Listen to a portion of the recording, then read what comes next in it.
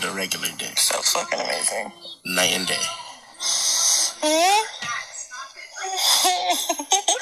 She can't talk right now, Andrew. I don't know what to tell you. So, the legs just gonna continue shaking like that? I guess so. Alright. Because I laid the hammer. That's what happens. You're annoying. But I laid that hammer. You did. Exactly. Can I get it again? When? Right now. Alright, give me a second. Okay. I need some air and water. Okay. Damn right he needs some water.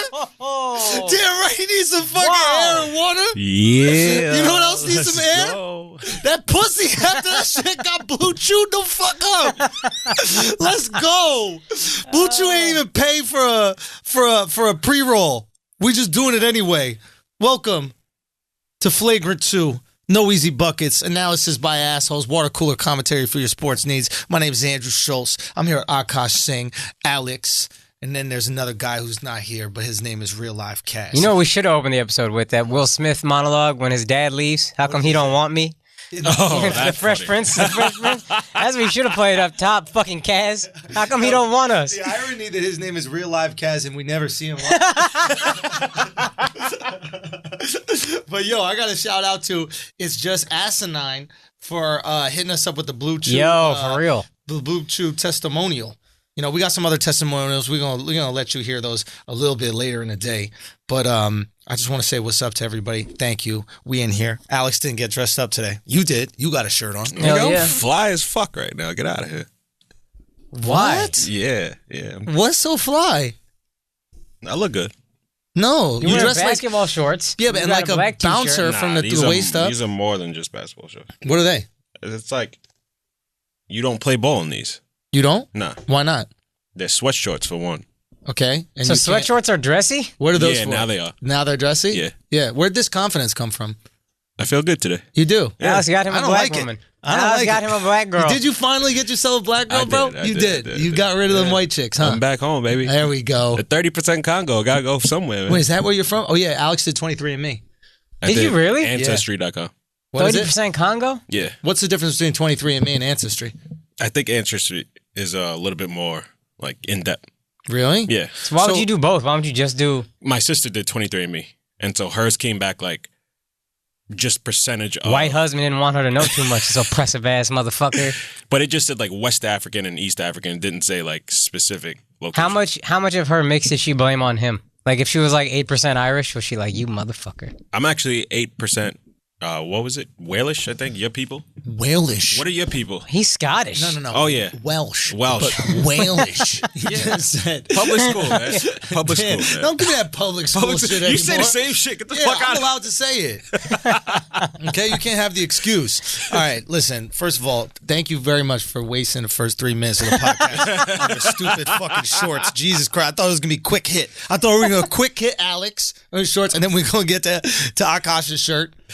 Akash got a wild shirt on Yo, today. this shirt. Right. Yo, Akash loved his button-down ass short sleeves with the parrots on. Y'all so confident Oh yeah. in what you wearing. Yeah, but I'm cute as fuck. You are. I'm cute, boy. Yo, instead of pause, I say fast forward. That's how you know it's real gay. When you be like, yeah. Yo, son, I will say this. I'm doubling. I wear a purse now. It's not a purse. It's like a over the shoulder, but it's a purse. It's basically a purse. Yeah. I just almost described the purse. Yo, why don't you wear a fanny pack, dog? It's the same thing. Son, let me tell you something.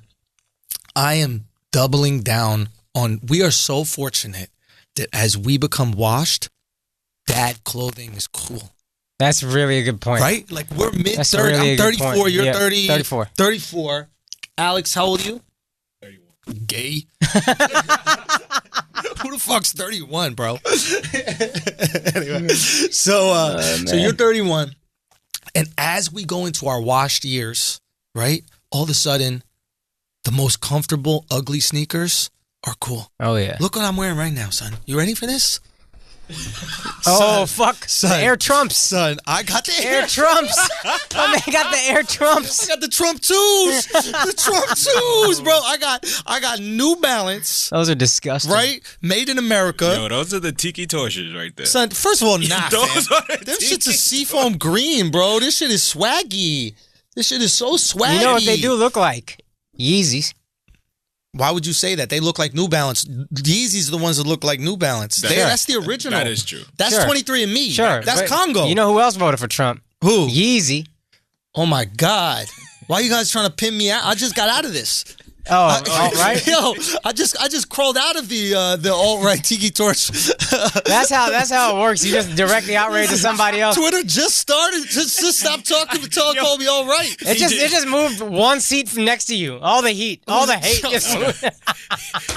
He just made And then Worldstar now. you just slid out that bitch. Yo, Guys, I'm on Worldstar. this is so true, son. This is so true. A couple years ago, motherfuckers called me all right. Today, I got a stand-up clip on Worldstar. It's lit. Yo, you made it. Yo, I fucking made it, You bro. made I'm it. back, baby. I'm not racist no more. I'm not racist no more, y'all. I am delivered. You made it, You remember that clip? Oh yeah. I ain't gay no more. Oh yeah. Yeah, you were telling us about that. I I'm did. delivered. I watched that a lot. Fast forward. Yo, fast forward is that new shit. That's son. very funny. It really is. Okay, so what I'm saying is, I'm doubling down on this dad shit. I got my Merce, right? I got. Why? That's gay. Get a fanny pack. That's dad. I'm gay.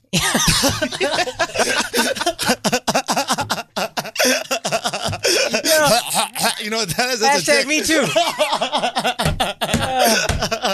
No, it's men too. Hashtag men too. That's what we do when you do it to a gay guy. Oh, I thought hashtag he too. He too is good. Hashtag he too. Hashtag he too. I like that. Yeah, you do. Yo, what if you got your 23andMe back and they were like, you are 98% gay? I guys knew it was coming, son. We on a different level out here. So we on a different. I guys knew it was coming fraction of a second before. You saw that? I guys already knew it. You knew what it was. Soon as someone you had 23. You knew it. You already knew it. I knew. Motherfucker, it fast forward in his brain. That's how gay I am. Kaz listen to the podcast like, thank God I'm not gay. Oh man. Okay, so got you your know how Merce. like I got my Merce, I got my comfy ass thing. I got the Adidas Boost, the one that Oh, you've they're been the telling me best. about. I got you Best. telling me about them for years and years. multiple years. Yeah. And you've never once said, yo, these are the cool ones, these are the hot ones. What was the pitch? The most comfortable shoes I've ever had.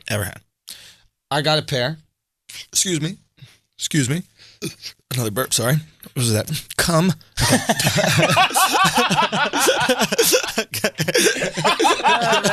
Nobody wilder than us. Let's fucking go. Oh man. Okay, so I'm so happy.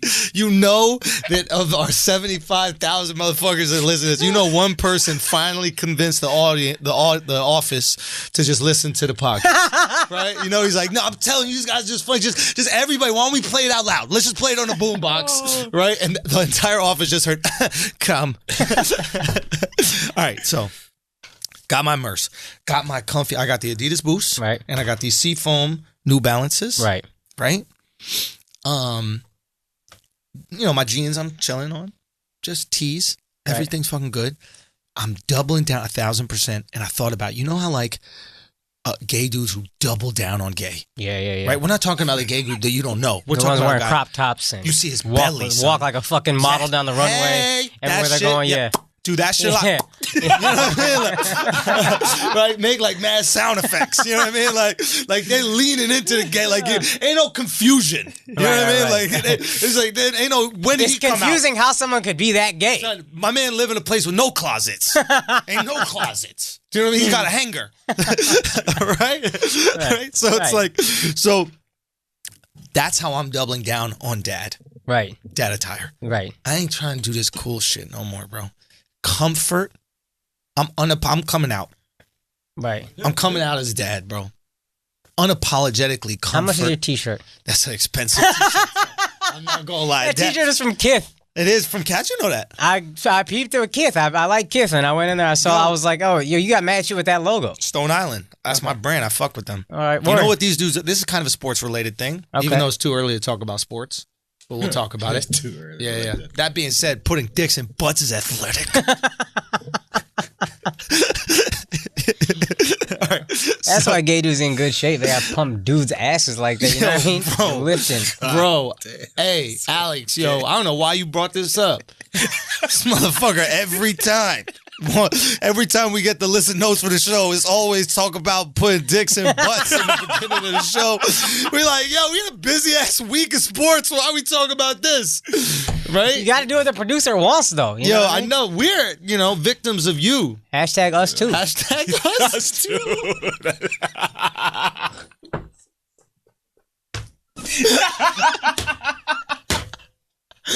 Bro, it's so funny. It's so funny. Oh, man. Motherfucker, this dude came out, the Les Moonves, you heard about him? Yeah. The CBS guy? Yeah. The guy who runs all of CBS that came out. There were like 6 girls that came out saying that he did some like wild shit to them. Yeah. And I was like, oh shit. And they were like, this happened between 1970 and like 2018. And I was like, that's pretty good. You know what I mean? Like, yo, fam, like, you a man with immense power, a fucking billionaire. You running That's all one these girl shows. every 8 years. One girl, like, you're like the laziest serial assaulter ever. Like, you know how like motherfucking Jason Voorhees need to come back every certain amount of years, or the Candyman need to come back. Like every horror movie is every year on this day he comes back. Like the dude Jason, it was Halloween. the camp. It was the oh, that's Halloween. I should know. I'm in the movie. No, Jason is no. That's Michael Myers. Friday the 13th. Isn't Jason Michael Myers? No, Who the fuck is I Michael think they were the same Myers? person. you did? Yeah. Well, thanks guys for trashing the new movie I'm in. Who's the one with the hockey mask? That's What? Jason. The That's hockey Michael mask. Myers. Yeah, that's Michael Myers. And then who's Jason? No. Jason Voorhees got the hockey mask. Okay. So who's Michael Myers? Michael Myers is another dude What'd he who look wore like? a mask that was white, but it wasn't hockey. Jason is hockey. Jason is hockey, and he's the one who's at Camp Crystal Lake. Okay. And Jason, no joke, low key respectable because like if he's gonna kill, he also want to see titties. You know what I mean? Like I he's thought a this murderer. was gonna be like a real explanation, like Omar from The Wire is kind of respectable because he only robs drug dealers. No, but he's thinking Like, about the audience. Jason low-key respectable because he also rapes. No, he don't rape, but he could like he don't do that at all. He's raw murder. He loves murder. That's his shit. Like but The what he lesser of does two is evils, for sure. he waits for her to shower, right? Or he waits for her to be hooking up with her man by the lake. You know what I mean? Oh Like my the girls never like playing Color War in camp or whatever that game was, right? They're never playing hopscotch and then he comes out of Uno. nowhere, just right? Draw 4 and Exactly. That bitch putting some shampoo in her eyes. She can't really see. You know what I mean? Like, then but he can see them Whoa. titties. Yo, how many times do you think it happened? Like, it doesn't make it in the movie, but how many times do you think it happened? The girl's like, ew, there's a pervert here. And he's like, I'm a lot more than that. You wish. You getting killed. Oh man. Anyway, I'm doubling down on dad shit. Akash. Everything except the girl and the kid. God, why you have to bring up the sensitive subjects? Oh, gosh. My bad, dog. Son, My bad. all I want is a girl and a kid. You know what I mean? Yo, Alex Alex, out here- took out his headphones. Yeah, like he he heard can't this listen 1,000 times. Killed so many babies in his fucking life. Won't you hear that in HD? All right? All right? Wow. Jesus Christ. Wow, you guys are yeah. What? Today is What? great. You know who won't be able to find out their ancestry? Oh my god. All those fucking babies you killed.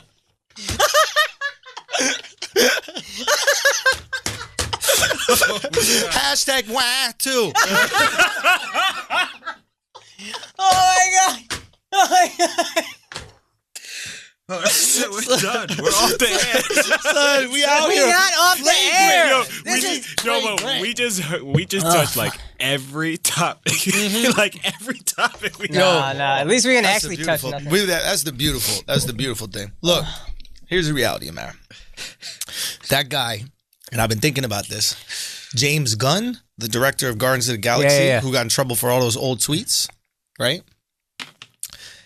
Everybody in Guardians of the Galaxy, the whole cast, wrote a petition to get him rehired. And I'm hoping for him to get rehired. Yeah. Because if he gets rehired... Yeah, it's a new precedent. I think we're all good on old tweets, right? Yeah. Because he did the wild. Here's what's crazy, though. I don't know for a fact. There's but something to that, well, no? You hear wild speculation about other directors actually molesting kids, and ain't nobody saying a fucking word because they all want their careers. But then this guy tweets some shit, and everybody's like, "Oh, get him out of Hollywood, right? Throw him out." What's his face? Roman Polanski did that. Polanski actually did it. You hear speculation about other. Now I'm outside enough that I have no idea, but you hear whispers about other dudes a lot. Yeah, directors. Like one or two guys, you hear their name. Directors? Yeah. Ooh. Fuck. He's a dude that did one of the X-Men. Really? Bryan Singer. Really? Yeah. I'm actually nervous to say it out loud because apparently Are you going out for X-Men? Apparently he's crazy. Like he knows you know a guy that he might have done something to. You're done. Like he's not going to let you work. Really? It's like crazy. His name is what? Bryan Singer. So either my career is over or I'm Hannibal. One of the two. So if y'all assholes can make me Hannibal, that'd be dope. If this comes out, good shit. But I don't like throwing out allegedly shit. I don't fuck with that. Like I got to know for facts. You know, if we're gonna talk about, and you're gonna risk somebody's, well-being and livelihood like that. All I'm saying is, if somebody who said jokes about pedophilia on Twitter and now is working for Disney gets rehired. Right. Disney especially. Right. Everybody else got to fall in line. Everybody else got to go, oh, okay. Back in the day, we all said fucked up shit. Right. Back in the day, everything was great. Son, I was in the gym today listening to an Eminem song that was just playing in the gym. I couldn't believe. I was crazy. Son, I remember when we were young, listening to Eminem, and Eminem's argument was always like, it's just music and it's art. It's what we're doing. I listened to a song today, and I was like, the guy goes, he was some shit about, they gave me an applause for what I did in Colorado, basically Columbine. He's like, I did it. He goes, I beat my bitch. Yeah. He says that, I'm doing this, that, the other, killing this, blah, blah, blah, throwing around the F word, like all these crazy things that we were playing on kids' TV show. TRL was a kids' TV show. Here's what I've fucking 13, 12. We were 13, 12 years old.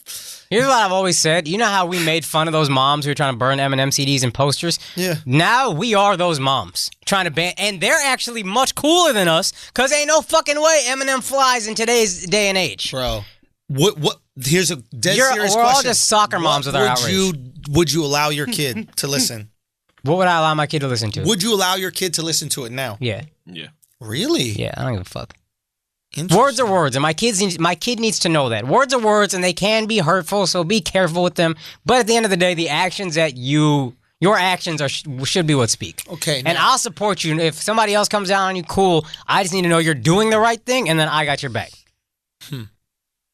My father took away my Snoop Dogg CD. Really? Or cassette. Well, look how effective that was. You're right. Wait, because the N-word? Your dad is mad civil rights. He's very sensitive. He's big civil rights, and also the N-word specifically. He wanted us to, definitely not say that. Oh, that's an important thing, I think, for every not black person to know. Yeah. It is. I always hear it, and Indians will say it a lot, and they'll be like, nah, man, my black friends let me say it. And I'm like, I don't give a fuck about black friends. Let me hear you say that shit to a black stranger with heart. And then I'll be like, all right, I guess if somebody earned it, it's you. Bro, I remember I was with Jamil, and we were in Fire Island. Right. And there was one of these, Long Island kind of hood dudes. Right. Like white kid, but white that hood. white hood, that poor white shit, right? Poor white. Yeah, but he wasn't like a rich kid fronting, trying to be cool. He was a dude who grew up in the hood, poor white dude. And he was out there, we were at the beach, and he was out hanging out with us, and he dropped it with Jamil. And he was like, the three of us were there, and he was like, I'm not going to say it, I'm going to say ninja, but he was like, yeah, yo, I was just there, it was just me and my ninjas, and we were doing this, the other. And I remember I looked at him, I was like, that guy's brave.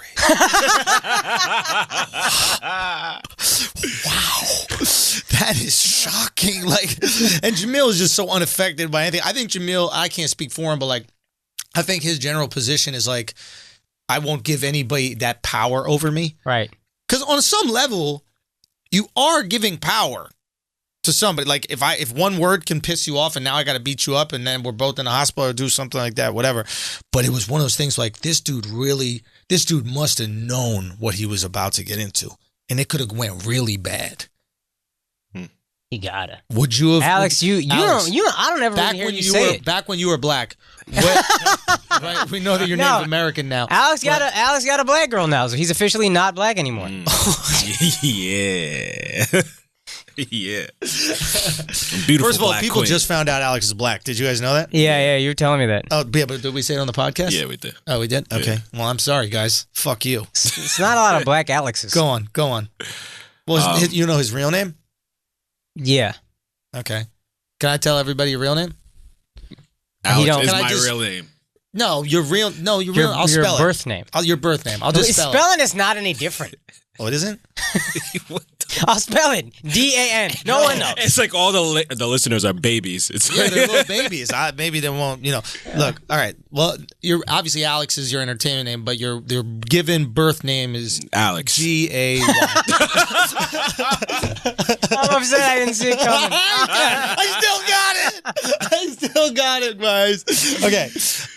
But what would you do in that situation if a white guy says the N-word? But he's not saying it hateful. He thinks he's down. He thinks he's cool. I grew up in Far Rock, and there was a few white guys, Indian guys, like guys of New York that weren't black, and they would New say it York all the don't time. give a fuck. Yeah, I didn't care. The South gives a fuck. Yeah, You gonna know. Yeah. You gonna learn today. I also think that the South doesn't have, and I don't know this for certain, but the South doesn't have these like almost white people, right? Like Albanians. Oh yeah. Like Albanians are white and everything about them looks white, but they come here and a lot of times identify with black and brown people, right? They're Muslim, a lot of them, right? So they fold into this different culture, right? And like they feel more comfortable.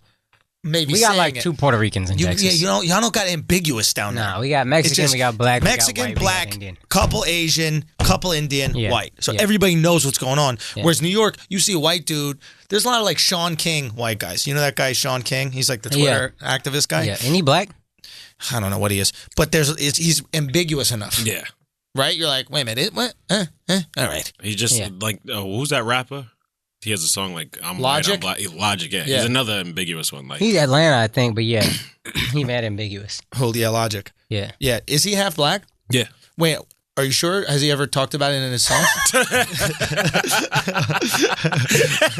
Wait, has he mentioned that like at all in his song? I don't know if he's ever mentioned that. Does he mention it? He might. You gotta let people know you're not a white rapper. Yeah, but you know what I mean? But did he ever say it in like even one time in a lyric? Here's the thing you gotta understand about Logic. Yeah, please. No one cares about Logic.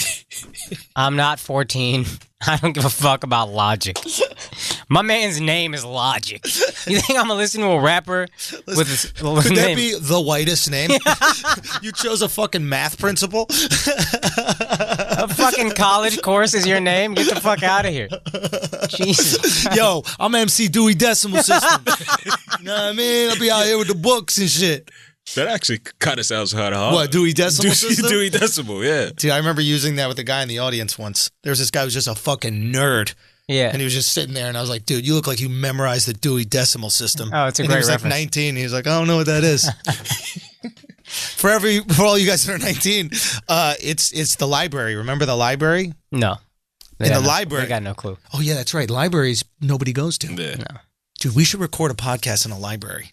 Our podcast on the library would be the funniest fucking thing on That earth. would be hilarious. And then after we could like read.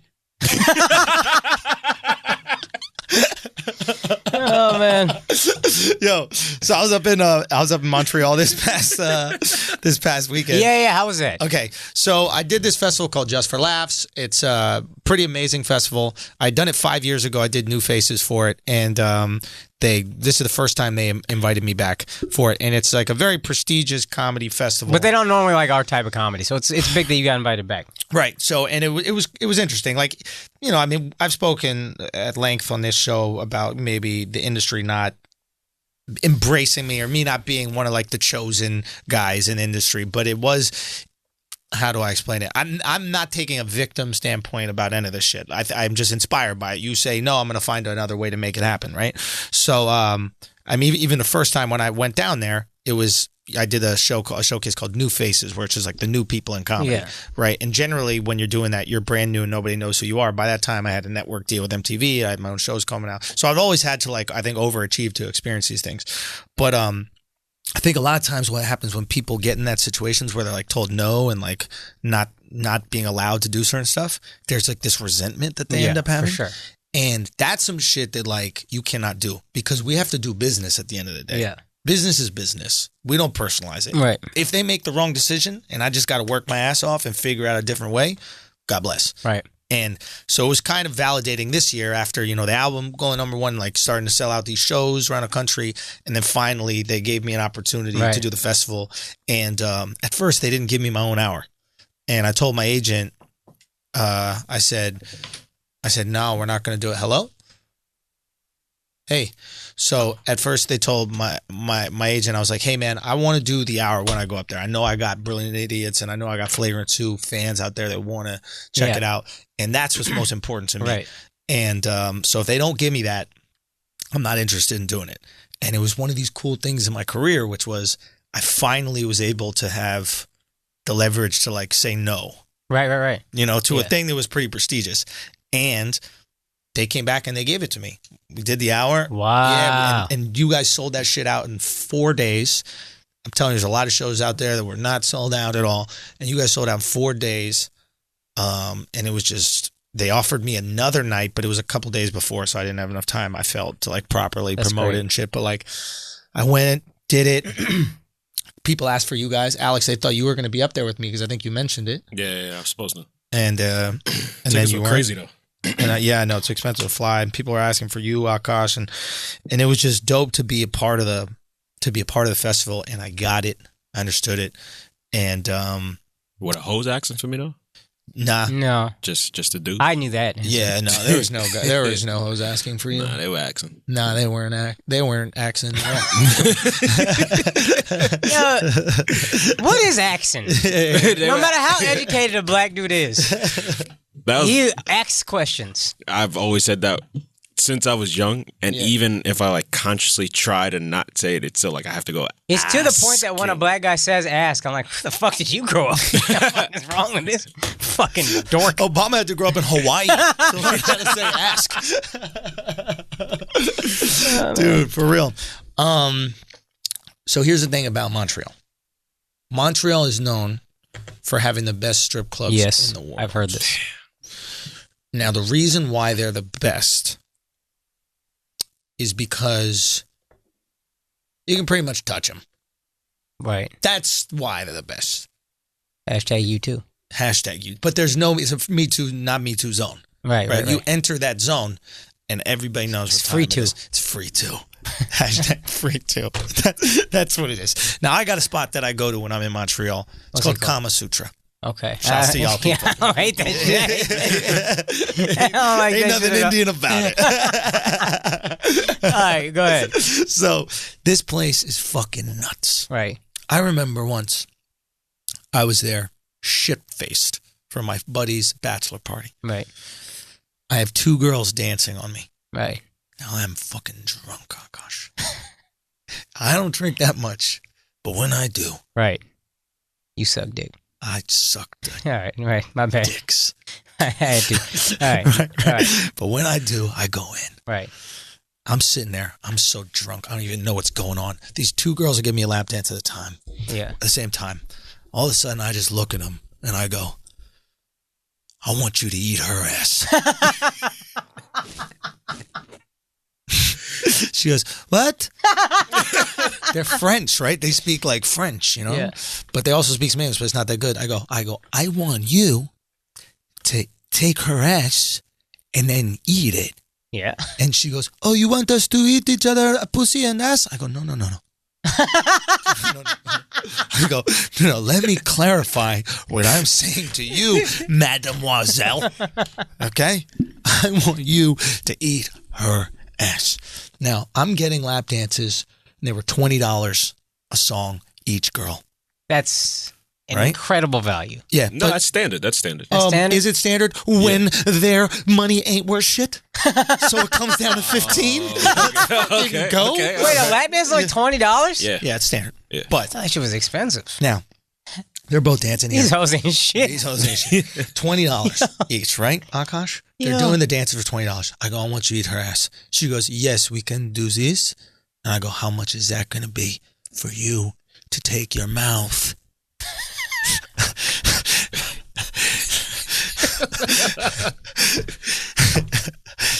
And get down there. Oh, they got to see the video for this. And then eat.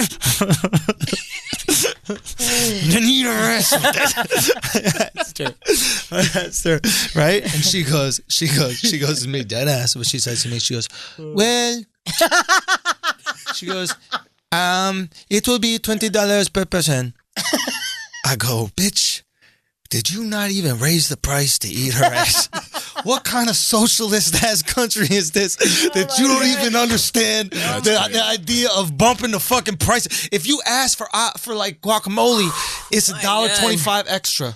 Dog, Do you know what I mean? A Long Island iced tea is $20 in Manhattan. Fam, you could be getting a girl eating another girl's ass. There's no mix in price. Yo, I'm sitting there. Who do these hoes think they are? Son, I'm to looking- get a free drink. Bro, do you know, I'm so This drunk. bitch. I'm looking around the entire strip club, and there's other people that are paying $20 for lap dances that are not getting their ass eaten, right? And dead ass, I'm with my group in a booth, right? And I'm sitting in here, and they're all getting lap dances. I go, it's the same price if they eat each other's ass. Yo, my boy Shamil and all them are looking at me crazy. They're like, what are you talking about? Just go to the ass eating.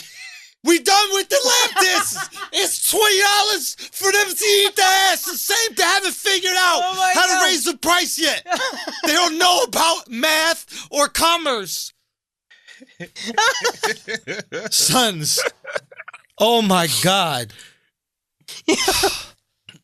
Can you say what year we talking? What? What year? Like approximately. What year ass it was? I prefer 19. 19. Nah. This was 3 years ago? Oh, okay. About 3 years ago? Yeah. Why do you ask? Because that's like a. Yo, my man thinks inflation kicks up that hard. Nah, I was just being like an ass eating request. Like you're. Oh, you were ahead of the curve. OG for sure. with that. Yeah. Son. Because I think I was just entertaining the thought of that Getting your ass eating eaten? around that time. Yeah, but you were getting your ass eaten and you were also getting your shit pushed in. Technically, with the fingers. I never had the fingers. Can you, You did. stop adding the finger? I never had the finger. What? You said play with the rim, right? Play with the rim. Only with the tongue. What? And then where do they put their cock? All right. So Montreal. So it was just a dope time. Thank y'all for coming out. You didn't go this time? Say what? You didn't go this time? Go where? No, we went to a shitty. Oh, we went to a shitty strip club. Shouts to Daniel Torado, comedian, very funny from Yeah, out very there, funny dude. but rocking in New York City, and he's from there. So he was like, "Yo, we should go to this other one called Kingdoms." Right? Okay. Sounds gay. Yo, the irony, right? England was a kingdom. Right. India's Kama Sutra. Right. Do you know what I mean? Yeah, and the right. kingdom came over, Yeah. and did their Right. thing, Right. and probably made shit fucked up. Yeah. That is You go very to funny. Kingdom, right? Yeah. First of all, Prices all fucked up. prices are fucked up, Everything taken out of the club. son. All of a sudden, everything looks mad destitute. Nothing left. How the fuck are these roads dirt? Covered up. Do you know what I mean? Covered up. Yo, let me ask y'all a question. This just hit me about Gandhi. You know how he did like a hunger strike? Mm-hmm. Like, ain't there no food there anyway?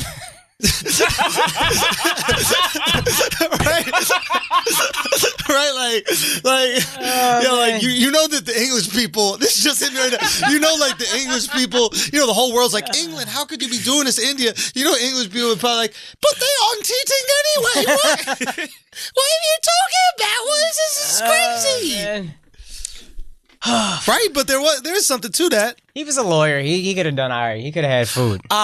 Because he could have. But a lot of the country was starving. I don't know how poor it was then. I know they had money before England. Right. And then I think things really got bad because the population just exploded and then everything was infrastructure and all that was fucked. All right, fair enough. Yeah, All where does Gandhi rank on like your hero list? Number one. Oh yeah, Number like one. It's straight not even up. close. Not Gandhi over Jordan. I don't give a fuck. I'll buy a Gandhi jersey right now.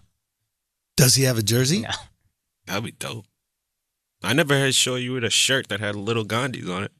Yo, that's a good ass point. I had How do you think Gandhi would feel about the way you dress? He would love it, dog. Yeah? Yeah. You dress like you found your shirt.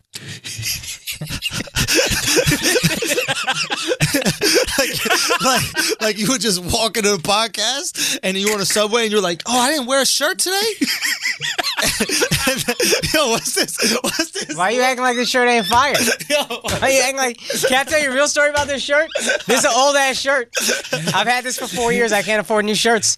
But I remember... Yo, stop making us feel bad. Look at this Gandhi-ass way of thinking. You see that shit? No, This is struggle. hold on. Yeah. This is how dope the shirt is. There's one dude, I wore it on Brilliant Idiots once. Okay. And one dude has messaged me.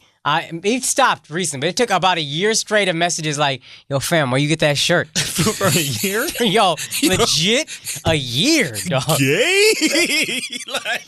You know what? He was answering them every He time. tweeted me? No, it's like, No, I never answered. You want to know why? I'm not giving away my motherfucking shopping secrets. You want to know You're why? crazy. You want to know You're why? You wanted crazy. to know where he got the shirt? Because it was his. You found that shit.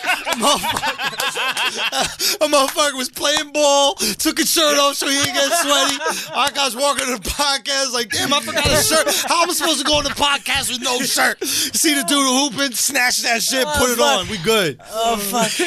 That was good. Crazy ass motherfucker. That was good. Anyway, we're at this shitty ass strip club, son. There were 2 girls dancing. 2 girls. There's like 50 fucking dudes in the place. The place was packed.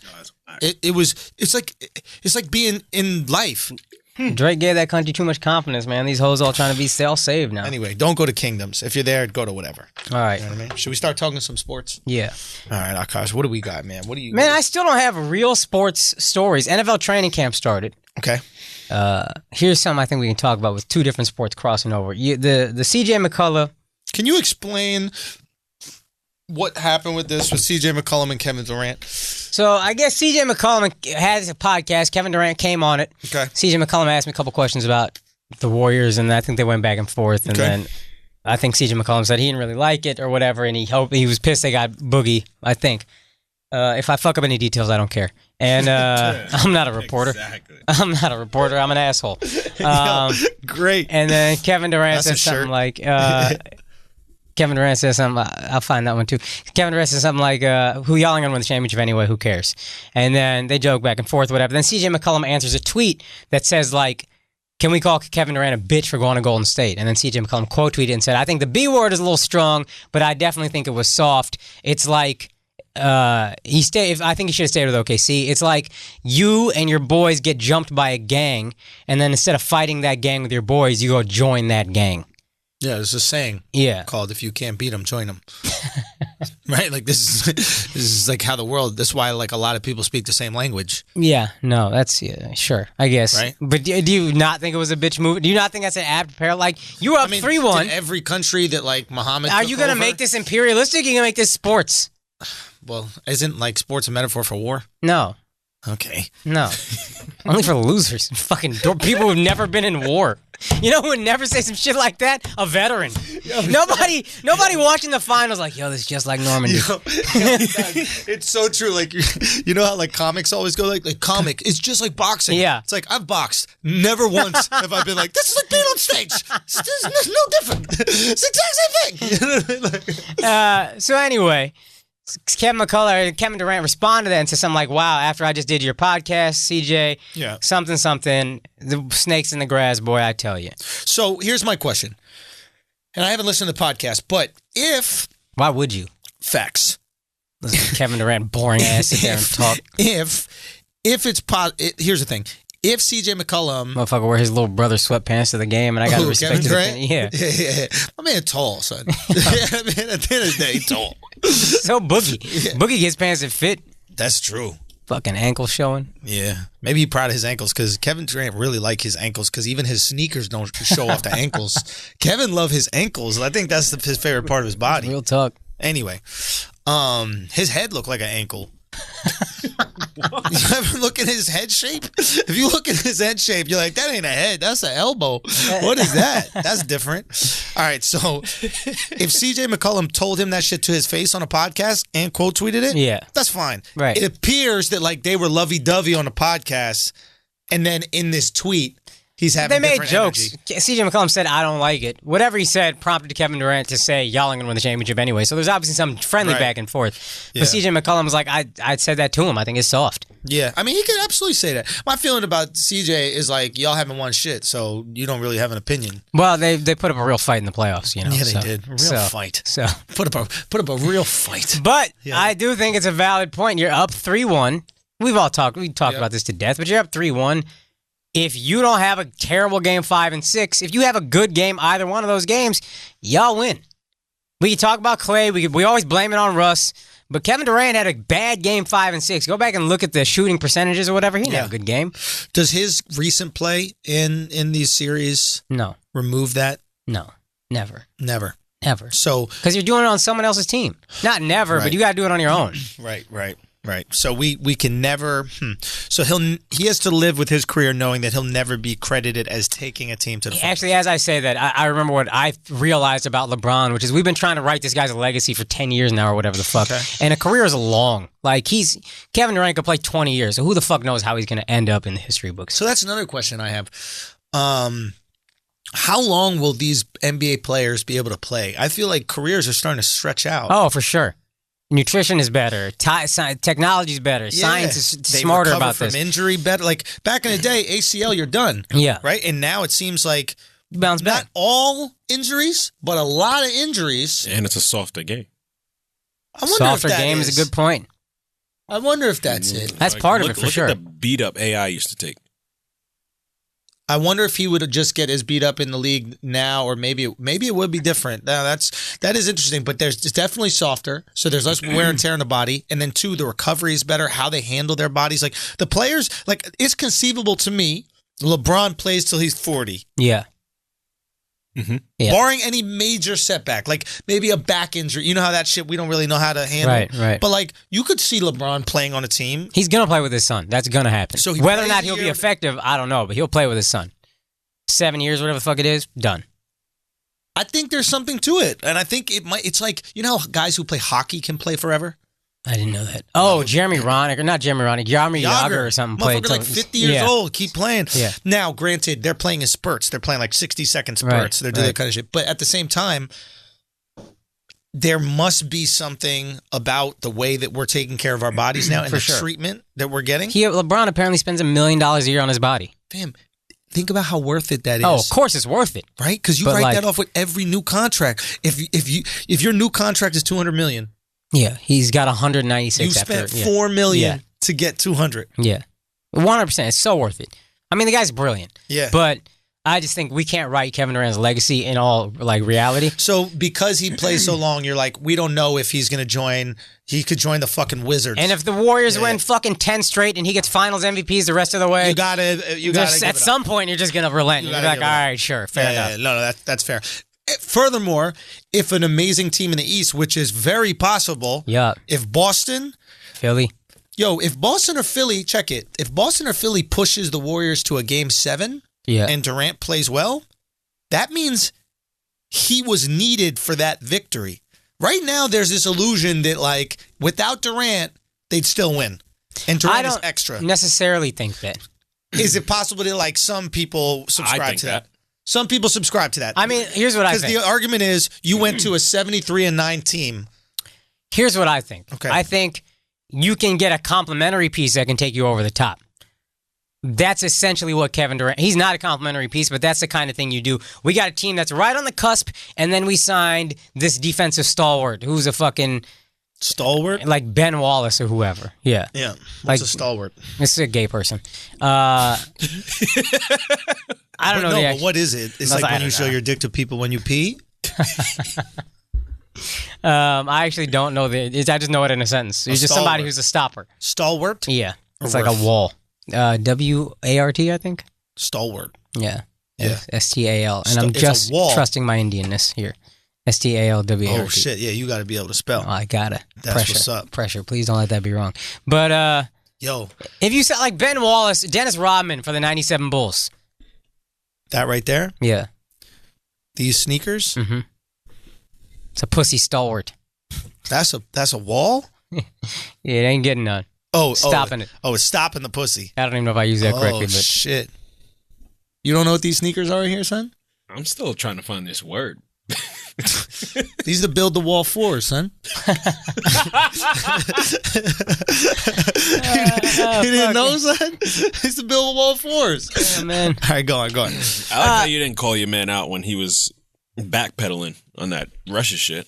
Ooh. Your man Trump. What exactly happened? Who First of all, cares? it's not my Who man. gives a It's not fuck? I don't want to talk politics on this fucking Yeah, podcast. that's exactly Can we what not? I- No, started, it's not to but start. sometimes he gets bigged up when he doesn't act. Okay, you want to know the politically. reality of the matter? We'll very quickly address this. Yeah. And then we're really quickly out of here. I wanted any U.S. president to go into a meeting and then pull their fucking dick out. Yes. Like, I didn't want that nice fluffy shit. I loved when he went to NATO and he was like, "Yo, pay the fuck up." You know, he went in there like Avon Barksdale. I want my money. I want my corners. Let's fucking go. I did like that also. I wanted that shit. Yeah. I wanted that shit for Putin too. I wanted him to show up like, you know, like, yo, we ain't buddy. You know what I mean? Like, we could be cool if you respect my gangster. You know what I mean? Like, that's what I wanted, and he didn't do it. It was too cutesy and too buddy. That being said, the American policy towards Russia right now, much harsher than the last two administrations. So if we're going to act in terms of like, what are those things called? Tariffs. Not only tariffs, sanctions and all that kind of shit. Treatment, much harsher. So if we're going to go, oh, he's on their side, well, then I guess Obama was really on their side. And then Bush before that was really, really on their side because they were much more lenient on Russia. That's all I have to say about it. Anyway, back to what we're saying. We'll talk after the pot. Sure. I couldn't care less about politics. I know. That's why we do this. To I know. not talk about It's a it. politics-free zone. My bad. It's so free. Show us your feet. Real talk. Show us your feet. You gotta show us your feet now. No, I you need gotta show something. us your feet. I'm not You gotta saying, make man. up for it, bro. Let me see them You pedicure gotta toes. motherfucking make up for it. I'm not That's taking it. He starts fucking black girls. He think he could tell me who I am. Oh, You know what I mean? yo, you know that's his Motherfucker girl think he getting. can talk That's me- his girl getting in his ear. You need to check Yeah. your boy. That's right. Always over here bigging up Trump. Listen, you know there's And then one- finally he's like, "All right, baby, goddamn, Yeah. I'll do it." Shit. She Yeah. might have mentioned Little did something. she know. I told you. Little did she know. I've been fucking with these black girls. I ain't a newbie like you. Okay? This motherfucker over here. Can you believe it? This guy over here handing out visas to European bitches. This motherfucker over here, bro. Wow. This motherfucker over here. Wait. Oh, look what you done did, Alex. Look what you done That's why did. he's really upset Wait, because wait, that's why he wait, angry at wait, Putin, wait. because Russia probably putting pressure on his bitch's country. That's why. That's right. That's what it is. You know, you got your bitch like, please be angry at Putin because he's taking my family's money, he's taking my family's resources. We have small goat farm in my country, and Putin's coming taking all the goats. Please help us, Alex, on your podcast with your influence. Please. That's great. Andrew's a comedian for a reason. Yeah, I'm a comedian. You know what I mean? Please, Alex, I cannot go back after I've been blue chewed. That's not the same. Alex, please keep me in country. Speaking of which, we got a mid-roll. Oh yeah, we do. But after Akash finishes point, All right. I don't remember what I was saying. I was having fun, and then fucking just got hopped in out of had to hop in nowhere. with the Where did truck. that shit even come from? What was the segue? I don't remember. Man, Something can you we said. not? That shit is enough on Brilliant Idiots. I get tired reading y'all's fucking tweets about it. all right. So All right. we're gonna take a little bit of a break, and we're gonna pay some bills, but we got to do it in a way that only the Flagrant 2 podcast is gonna do. Because with Blue Chew out there, that means that we have Blue Chew testimonials. Okay. I'm gonna use this time to piss. Why don't you go pee? But I want you to hear some of these. Hear some of them, and then go pee. Okay. I was waiting for this. This one comes from Edmund Rubasha. Is that Indian? I don't think so, Edmund. No, he black. Okay. Blue Chew testimony. Last This week, shit's gonna be a Trump rant. His His girl made him right. I chewed up this one chick here in Santa Monica, then took a shower with her. And as soon as we got done, I drove a few blocks away to another chick's house, chewed her up, then spent the night. 2 days later, I chewed this other chick I've been banging for a while, and she literally couldn't take it, and she's a divorcee with a 10-year-old kid. What a detail! Yo, What a detail! think about that shit. Oh, right there. man. She squeezed a kid out, but she couldn't take the chew. Nah, she couldn't. Nah. I told you it makes it bigger. Hey, man, that should make your dick dilate. I told her it's because I've been working out a lot. Just got my second order in the mail yesterday. If they die, they die. Oh man, we are changing lives on this podcast. This is from, I forgot this, I don't have this guy's exact name. Just made a bish come back on her period off the chew.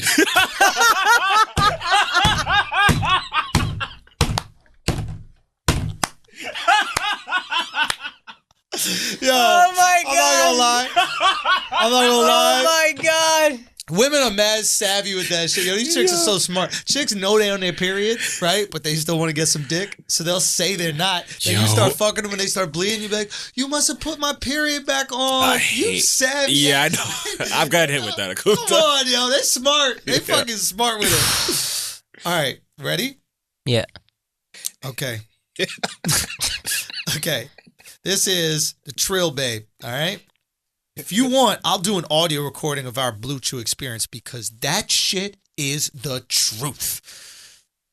Anyway, thank you for being great and reading this. Here's another one. This is from Pearl. Oh, Hey, I these- know these you are- wanted to hear from a woman. This is about lady Blue assholes. Chew. And I must say it was awesome. Me and my guy have been together for almost 10 years. And I've been trying to get more into our sex life since it's faded by either becoming swingers, having a threesome someday, or whatever else to revive it. All right, Blue Chew might have done this man a disservice, to be honest with No, you. she's like looking for things. I know. Oh, I know. Took all that shit right off the table. I know. Dick so good, you lost a threesome. We both listen to Flagrant. Myself, when I'm at work as an accountant, and he listens on the road. And he told me one day he bought something special, and it's from a podcast. I knew it was the Blue Chew. And when he finally came back from driving, we tried it out, of course, since you've been hyping it up. And it definitely got the job done. Best sex ever out of 10 years. Wow. Yo. He was able to last Yo. longer and go second rounds. His dick felt bigger because it started to hurt. Which it normally doesn't. I don't know if it increases stamina, but he was able to do positions we ain't never tried in our life. Thanks. You're a big fan. Cam. It's the limitless pill for your dick. That's what It's a limitless pill for your dick. fucking facts, man. All I'm trying to say is you already know what time it is with the Blue Chew, okay? You guys know when you're ready to go. You're ready to make it happen. There are times where you could do having sex quite embarrassingly. Alex, I didn't tell you about this, but I came very quick with a girl quite recently. I mean, Did I tell you or I didn't tell you? nah, but I mean, that is typical you, though. Nah, I be stroking. When you want to. But a lot of times you kind of just, you know. Yo, you ever like you take it to the limit, but then it went too far? In what way? Because You know, I might like- have. Like when you're like, oh, I'm about to nut, but you're like, nah, I'm not going to nut. I got it. I could be there. I could hold it back. Oh, yeah. It's like those Russian kids that hang off the skyscrapers. And every once in a while, one of them falls, right? And it's like, oh, oops. You know what I mean? Like, that's how it is when you come. When like, you're like, nah, let me get one more Oh, stroke. yeah. You know what I mean? okay, okay. You always- tried to get one more. You always think you got one more stroke, son, right? It's like, you feel it about to happen. You're like, nah, I got this last one. And on the way in, you good. But on the way out, Yep. you falling off the skyscraper. And then you don't even enjoy it because you're so worried about getting all of it out Son. real quick and Oh, shit. God, That's you the pull it worst. all the way out, and then what I do is I pull it all the way out, and then I hit it with like 2 deep ass meditative breaths, try to keep it coming. Like I'll just be like, and sometimes that will do it, but sometimes it won't. Bro, this time it did not. I felt horrible. You know what I did? What? I was like, I'm gonna go to the bathroom, clean off my dick. What did I do? I went to the bathroom. Oh, Chewed yeah. that shit Oh, up, boy. Chewed that shit up. By the time I got back to the room, she dressed. She left.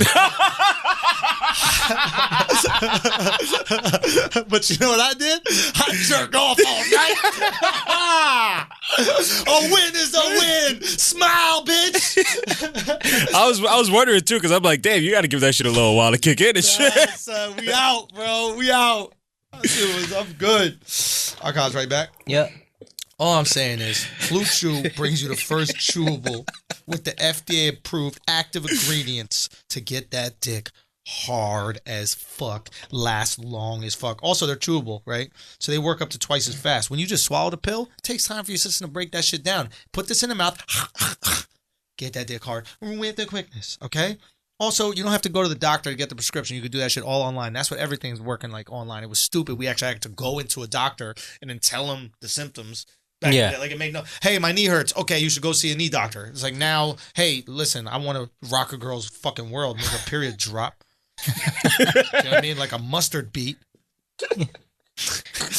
Yo, real talk. So, Blue Chew, made in the USA and shipped direct. So they're cheaper than a pharmacy. Right now, we got a special deal for our listeners, all right? Visit bluechew.com and get your first shipment free. Y'all remember last time we did that, right? And they sold the fuck out? So get on this right now. If you listen to this podcast bright and early on a Tuesday, get on that shit right now, bro.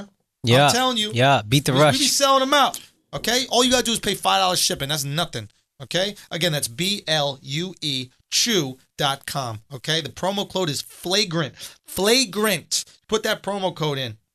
Make sure you support your boys over here on this podcast. Okay? One important thing to mention. What's that? It doesn't fuck your dick up. Oh, Because yeah. I used to be like afraid to ever take like Cialis, Viagra, any of those things because I thought it would like you use it one time and then you're gonna need it. Yeah, No. Your dick works perfect after. Yeah, sometimes use it, sometimes don't. It's a fun fucking experience, right? This is what we all do. We go drink, we go to the bar, we have a fun time. Sometimes people do a little bit of drugs for a fun time. Sometimes you take a dick pill and go tear your girl shit up. The chew is on. That's all I'm saying. It's dick enhancement. Yo, real fucking talk. So It's not for erectile dysfunction. It's for better erectile function. Oh, it's a steroid. It's a steroid. It's a fucking legal steroid. No It's long-term HGH. We're gonna call it effects. HDH. Yo, that's Okay? great. Human dick hormone. That's great. Is that what Fucking HGH is? All I'm saying is go handle that shit. You already know where to get it. You already heard the feedback. You already know it's going to sell out because that's what the fuck we do over here. We don't play no goddamn games. And you know how to support. You know how to support us. That's really what it comes down to, man. That's what we, you know, Akash and I talk quite a lot during the week. You know, one of my best friends. besties. My best friends in the whole world. My best friend in comedy. You know what I mean? Alex and I talk a lot over the week. One of my best friends in video production. It's like, where is he? Probably my best friend in video production. Top 3 for sure. Definitely top 3. It's you. So, nah. So, and we often talk about this podcast and what's so fun about it. I think that people tend to love so much about it, which is it's this raw, unapologetic conversation. And what that shit does is it makes everybody at home that has these kind of conversations with their friends and exists in this world with their close people that they trust, right, exists in that world and acts normally in that world. When they hear us doing it on a public forum, they're like, oh, I am normal as well. Yeah. We live in this PC fucking world where you can't say anything. If you said something 20 years ago, it's being held against you. Everybody's trying to tear you down, all this shit. And I think what we offer is this solace that, no, not everybody's caught up in that shit. Nope. Some of us do not give a fuck about that PC nonsense. Just kind of quiet our speech, quiet our jokes, quiet our joy. Yeah. At the end of the day, why are you PC taking away my fun, my happiness? Real talk, at the end of the day, PC shit will take away your fucking joy, bro. Bruh. So, It's a terrible world. and what we've been thinking about are ways where we can maintain this no matter what. Yeah. Because the first thing that they go to is they try to hit your advertisers. They try to hit you where it hurts in your pockets, Yeah. right? That's the first thing all these producers do. Like that guy did those tweets from 10 years ago. The first thing they're doing is, Disney, are you going to allow this? Yeah. Are you going to allow this? So we've been thinking of ways, and we ask you, you guys for your feedback on this as well. But we've been thinking of ways where we can maintain the flagrancy, grow the flagrancy, and continue the flagrancy. And if an advertiser says, hey, this isn't for us, then we go, all right. Yeah. We already good. Yeah. We got the direct relationship with our fans, okay? We have that connection. When we bring on a thing to advertise, when we bring on a sponsor, we're doing that, and that we are helping the sponsor. Yeah. You know what I mean? Like, we are helping we sold out Blue Chew. Right. Like, Blue Chew ain't buying me a house.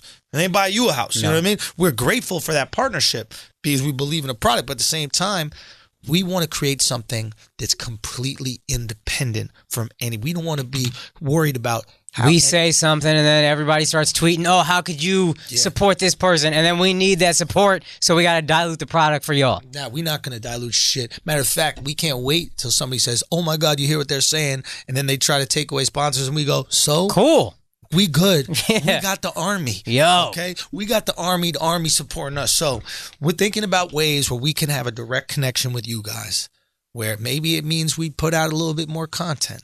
Maybe it's something like a Patreon that we have for those subscribers, but we want to grow this shit and we want to have the direct connection with you guys. If that's something we think that you guys would support, you could absolutely let us know. But the point is, we're not going to be silenced by nobody. We're going to keep being flagrant out here. We're going to keep having fun and having joy. And if it's for 2 hours a fucking week, honestly, it could be the best 2 hours of my week. This is so fun.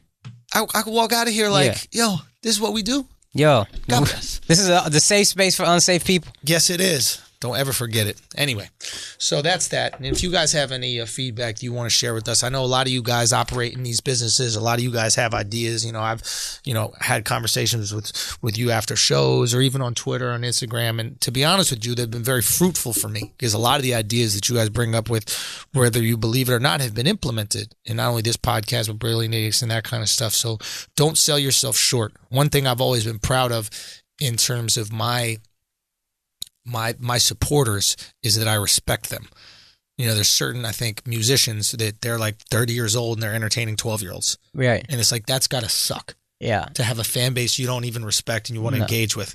And one of the cool things about the podcast that I've been lucky enough to be involved with in the curation of fans that we is like, they're pretty interesting minds. Yeah. They want to be provoked. They want to think differently. They're independent thinkers. Independent thinkers. Truly independent thinkers. There we go. So I value your opinion, or at least your takes. So if you guys have some interesting takes, some interesting ideas, throw them over, and I'm going to chew on them.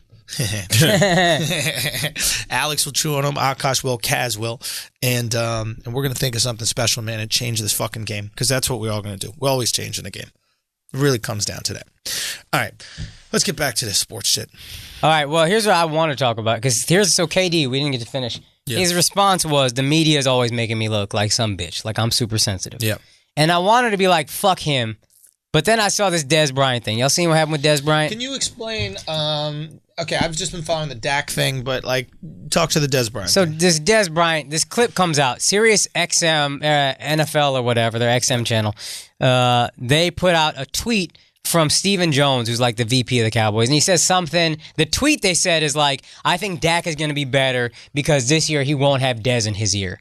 And he's a year older, and he won't have Dez in his ear or something. Right. Which isn't the full quote. The full quote is, he won't have guys who really always want the ball like Dez and Jason Witten, because those great players, they demand the ball. They want the ball because they're great players. That's what he said. The tweet didn't put all that out, obviously. They just put out, Dez is in Dak's ear, and I think he's going to be better without him. Cut the Witten part. So Dez goes crazy on Twitter. Cut the great player part. Dez goes crazy on Twitter. Now, this is on him. Right. But I see how the media will do this shit. Also happened to Dez one time with Jamil Hill. That's why I don't fuck with Jamil Hill.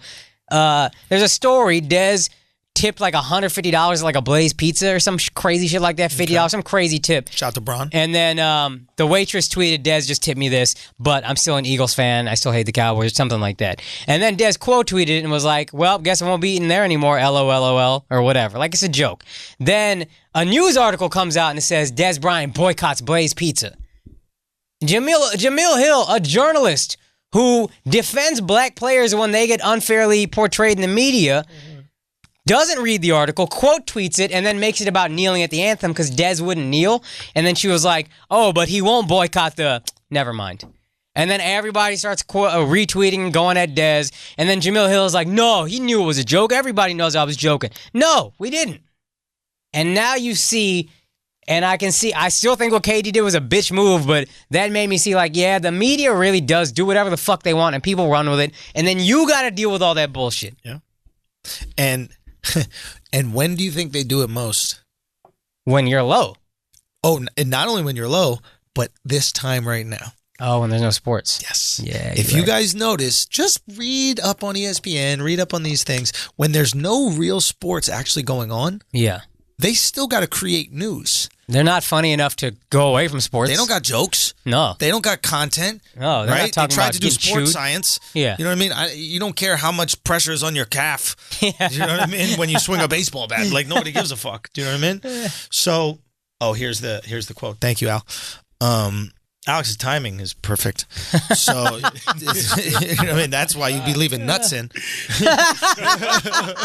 I thought I didn't come. Oh, damn. It's just because he's Puerto Rican. We can have baby and bring baby into life, and I can stay here and raise baby with you. Yo, y'all wonder how we got that Reka vodka sponsorship. That was Alex's ex, fam. Icelandic ass bitch. All of a sudden, we just got ads. I was like, how we get a fucking vodka ad? I don't even drink from Iceland? Now I know. Alex, please sell this vodka because if you don't sell this vodka, they will kill my entire family. Please. Please. All I ask for you is please selling vodkas. Oh, man. It's very harsh country. Oh, man. Fuck. Shout out to my 8% Ireland, man. Yo, Wales. It says Ireland, Scottish, and Wales. Oh, yeah, it's all the same people. Yeah. So shout out to them. Yeah. Okay. Anyway. Okay, back to what were we So the saying? tweet, yeah, do we need to talk about the tweet? Do we read it? No, we already said it. Yeah, all right, bet. But what was the They do shit when the sports time is slow. when there's nothing happening in sports, everything is, hypotheticals. Everything Gossip. is gossip. It becomes gossip. And who gossips the most? Housewives. Why? Because they got nothing to do. When there's nothing going on, we all, human nature, we just cling to gossip. That's everybody. I'm not singling out anybody. That's us. Yeah. And there's no sports and a network that can only do sports and doesn't know how to do anything else. They're going to find the gossip in sports. And I'll fuck with it. I'm interested in it. I'm not going to act like I'm above it. But they're going to really focus on this shit and stir it all up because they got nothing else. Right. This is 2 days worth of news for ESPN. Without this, they have nothing. So think about that. This is what's genius. It's almost like a Bond movie, right? Like, I think there was a Bond movie about this. You create the narrative. You create a fake narrative. Yeah. Right? The players react to fake narrative. Then you talk about the players reacting to your invented narrative. 100%. You just got 3 different days of news. That's a great breakdown. That's a perfect breakdown. But isn't that crazy? It's crazy. Now, Dez should know better. Don't fucking go nuts. See what's going on. Personal accountability. You look like an asshole, but I see how it drives you crazy. And I see how, as much as I hate Kevin Durant going to the Warriors, and I think a lot of shit he responds to is bitch type shit or whatever. Yeah. You start seeing this and you're like, oh, I see why they hate the media, and I kind of see why it happens. If motherfuckers are just putting out fake stories about me all the time and cutting up news, I'm gonna go nuts every once in a while. Did you notice the article? Did you see that conversation with Tom Brady? It wasn't doing a press conference, but it was at the training camp, and one of the reporters said, hey, you heard about Edelman's, 4-game suspension for the PEDs. Some people are saying that he might have gotten those from Guerrero's, your trainer. Yeah. And Brady just goes, that's ridiculous. All right, guys, I'm out of here. He just leaves because he knows that's a fake story that they're trying to implant. They're waiting for him to get a statement so they can run with the statement. And even no comment is a comment to the reporters. It's like, he won't comment. I'm talking about right now. Yeah. Yeah. Right? We're having a conversation right now. But that's a perfect example. You take 2 things that got nothing to do with each other. Yep. Yes, there's a trainer. Yes, there's an athlete that they happen to coincide. And there's a big story about Guerrero's not being liked within the Patriots, so you're touching on a sore subject. Dak and Dez, there was a lot of drama last year. You're touching that raw nerve. Let's see if we can create a little fire here. It's similar to jokes.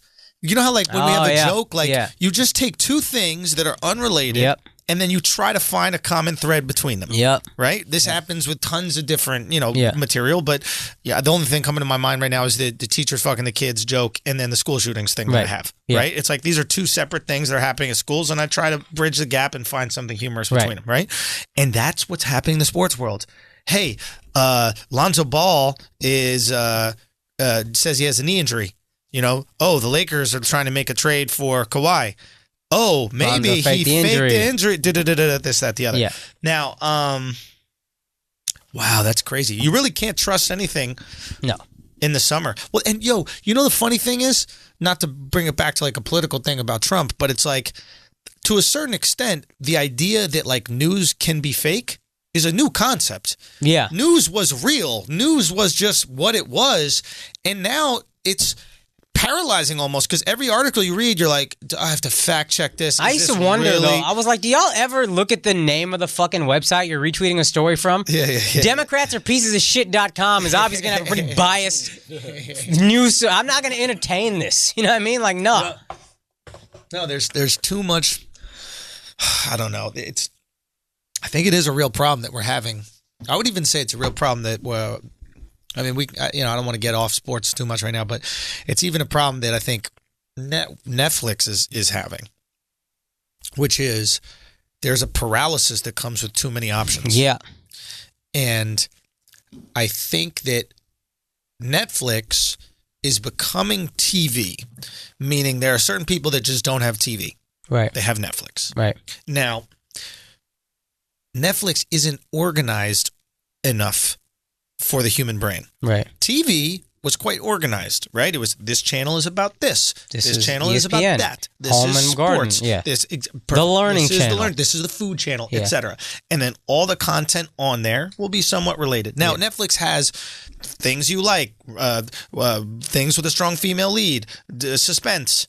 But the I made my girl get her own account so that your shit don't fuck up. When stories with a strong female lead became something I thought I was interested in, I was like, yo, that's enough. You gotta just make your own profile. Buy That's Sandra too much. Bullock. That's too much.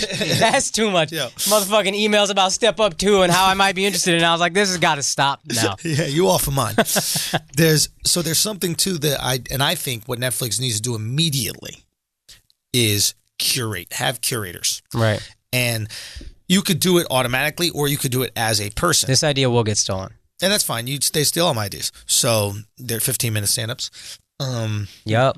So, but this is what they should have, in my personal opinion.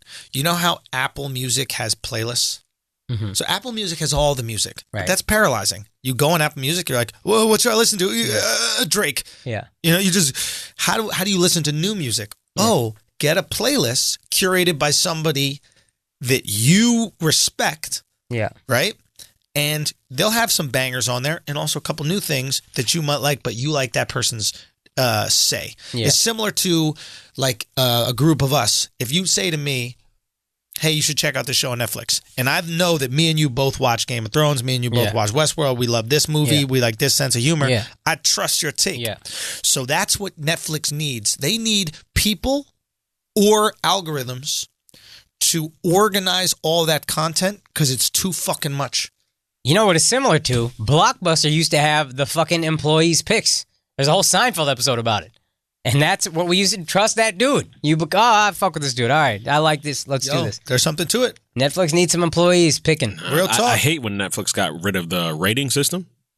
Oh, yeah. Yeah, you can still do it on the desktop, I found out. But there's, you can still see reviews and stuff. But yeah, I don't know what the point was of that. I mean, they're winning, so fuck me. Well, I got rid of it because Amy Schumer's special got a 1 star. That's serious. And she claimed it was like alt-right people that were against her. You serious? Yeah. Oh, but shit. So many people hated it because it sucked. And I don't think there was any writing in there whatsoever. I don't think there was alt-writing. I don't think there was joke writing. I don't think there was any writing whatsoever. My girl she wanted to see, what's that movie where she's a fat bitch but she feels beautiful? All of Every them? movie? Yeah. No, I Feel Pretty. And she was like, this looks funny. And from the preview, was like, all right, fair enough. We'll go see it. Both of us were like, this is so brutal. It's fucking... I tried to get through like 20 minutes of that. It's brutally bad. It is bad. Well, point is, I think that's what they're definitely going to need. They're going to need curation. Dude. Yeah. And that's the only way to organize all that data. Because now when you look, it used to be back in the day, like, this is a Netflix original It TV used to show. mean something. I was saying, remember that? But I was like, yo, that's the new HBO. But now when you hear HBO, you're like, oh shit, this is gonna be hot. Netflix, I thought the same thing for a bit, but now everything is a Netflix Netflix has original. 30 fucking shows that are brand new, and you're like, oh my God, this is too much. Yeah. They're going to drop 50 comedy specials. How you take the special out of a comedy special? Son. 50? Dude, it is. So That shit is a regular. That's a regular. That's good. There's there's something to be said. You know, when I was up at Montreal, I did a TV taping for Kevin Hart's LOL. Right. Comedy festival. And I did old jokes that people have probably seen online. I did the women food joke, and I did the it's a great joke. The pho joke, the pho Vietnamese food joke. And because the rules were anything that you do, they own for 2 years. You can't do anywhere else for 2 years. And it was my first time doing a TV taping, and it's funny that how things have changed once I started putting stuff out and really did that push. But I'll tell you something about TV. I understand why comedy sucks on TV. And I think I understand why my clips have had so much success. What's up? The audience for TV tapings feels too responsible. Oh. I'm up there and I'm performing, and they can't wait to clap. And they're like interrupting jokes halfway because the second they hear anything clever that they think is the punchline, they start clapping. Right. And throws your timing off. It's like watching a late night set. Like the audience starts clapping and you're like, are we really doing this polite thing where you think you have to reward? It's just laugh. Just fucking laugh.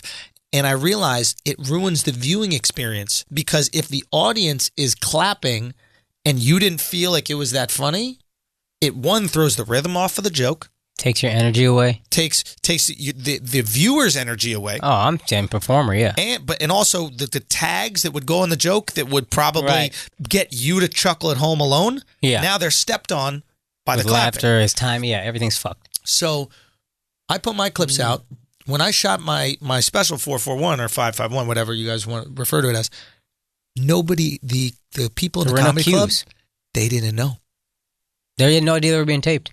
Now we put things up, but they didn't know that they were being taped, and they didn't know it was a special. They didn't know they had to react a certain way. They were just like, oh, somebody's filming today, but it's not like this means something. I have to really give it up and make it good, because that's what they tell them. And if you look at great specials, I think a lot of them are filmed without people knowing.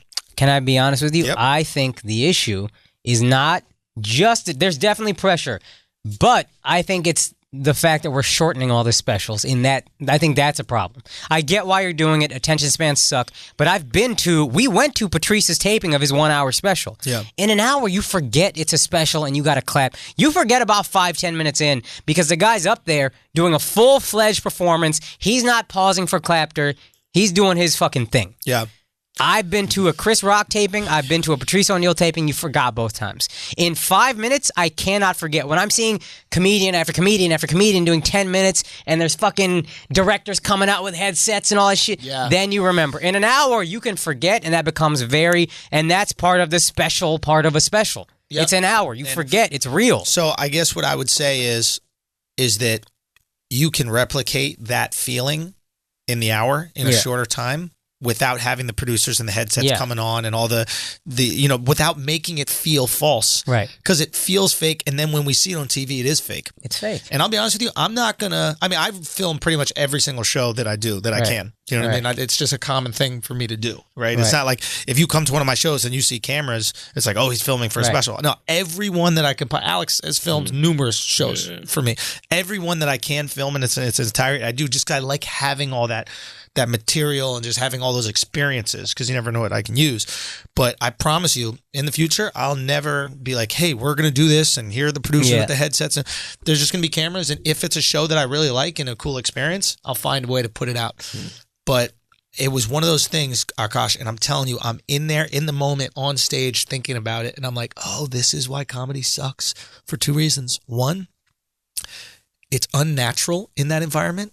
2, comics are writing for that environment. They're writing one punchline that the audience claps at, like you said, clapter. Yeah. Instead of writing to punch them in the gut. Like if you watch clips of mine, and yourself included, online, or you see us live, we talk through your laughter. Yeah. I'm not going da-da-da-da-da, and now you laugh. And da-da-da-da-da-da. No. I got to get the rest of this shit out. Yeah. You going to be laughing? Still, let's go. Yeah. When you clap, it's not because you're like, that's so clever. You should clap because you're out of fucking laughs. Right. You know what I mean? Like that's when I'm watching Patrice and I'm clapping, I'm not like, oh, that was a really cute, clever line. I'm like, holy shit, give it to this motherfucker. You know what I mean? It was one of those things where like I really thought specifically to talk to you about it. It hit me in my fucking chest while I'm up there. I'm like, oh, this is trash. This is why. Yeah. It's too fucking canned. It's all fake. And people are writing for it. TV's fake. That's why comedy's essence is it's supposed to be real. The essence of comedy is laughter is involuntary. Yeah. I am making you laugh. You can't help it. Right. Yeah. Right? Like at this, how often do we get tweets and DMs on Instagram that say, I almost crashed my car. Yeah. I'm at work howling. I'm about to get in trouble. I almost crashed my car is maybe the most common response. I got a text from my good homie. Yo, you guys got to put up a warning or some shit. I almost crashed my car. It's not even just random tweets. Think about how involuntary that is. Yeah. Your life is on the line and laughter is so involuntary. Yeah. Right? That it would possibly kill you. Right. That's how involuntary laughter is. Right? That's what we want to see and hear. If you watch, I'm telling you, you watch my fucking like 441, that kind of shit, you're not going to hear, oh, here we go at applause break. Nah, we trying to catch bodies. Let's go. We trying to catch bodies. That's my Flagrant 2. We trying to catch bodies. There we go. If she dies, she dies. That's the new man. That's the new shit. She won't die though, because women don't have good senses of humor. No, talking about women, we got to talk about the WNBA All-Star Game. Oh, that's right. That's right. The WNBA All-Star Game, also known as the intramural finals of any college, happened. And tell me what happened. Everybody sent us a clip, and I didn't even bother watching. Everybody sent us a clip. I watched a clip. Opening tip-off. They tip it. Right. And both teams in their entirety go shoot on the wrong basket. Right? And everybody's like, oh my God, can you believe this? Can you believe this? Yes, women are bad with directions.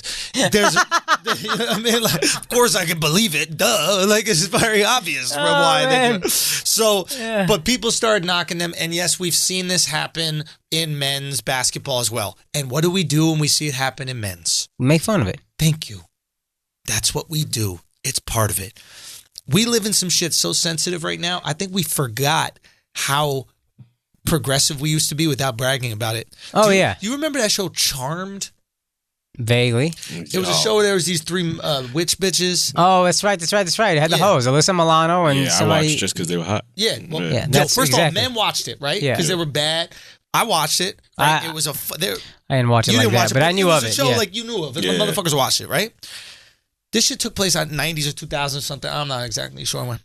It's three women beating up dudes every week, being heroes every single week. There were no fucking think pieces about it. Yeah. There were no articles for New York Times breaking gender stereotypes, how showing women and what they can do and so empowered. All it was Buffy the Vampire Slayer was killing fucking vampires, dog.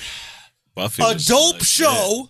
Think about how, I swear to God, we've gone the opposite. We act like when these new movie comes out, like Girl Ghostbusters comes out, and they're like, it's breaking gender rule. No, we bit Charlie's Angels. We've been had these fucking TV shows and movies where women are busting ass. Wonder Woman is a remake from the fucking 70s TV show and a comic book that's probably even older than that. Son, it's all, this, I think about this all the time. I figured it out, son. I figured it out.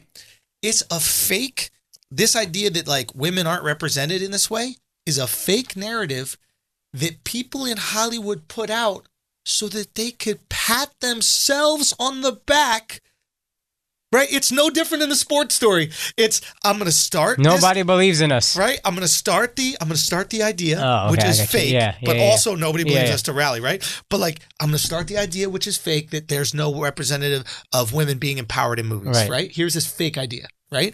I get women's organizations to buy on it and say how fucked up it is, right? Mm-hmm. Yeah. Then I put out a women-led movie where they get to be empowered and strong and bust ass, etc. Right? Yeah. And then all those women's organizations and all the other people in the vlogs start going, how empowering, how beautiful. This is the future. The future is female. Women been busting ass. Dog, there was a TV show. Catwoman, son. Word. Dog, women in comedy. There was a TV show, Murphy Brown. I remember watching that show as a kid and being like, this bitch is hilarious. She was mean. She was a boss bitch. She loved getting hate mail. Didn't remember her coworker's name. She thought nobody was as good as her. Fam. She wasn't a ditch. She was smart. She was just a badass lady, and there were no fucking blogs about it or rallies about it or, oh, what a fucking icon she is. Son, you know why?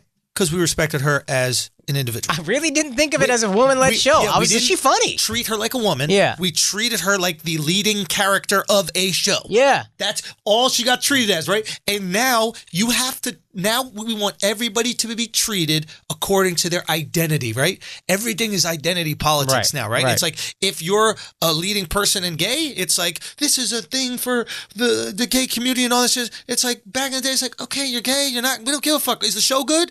Yeah. What's his, Omar, you out here sucking dick, but you still the coolest motherfucking character on The Wire?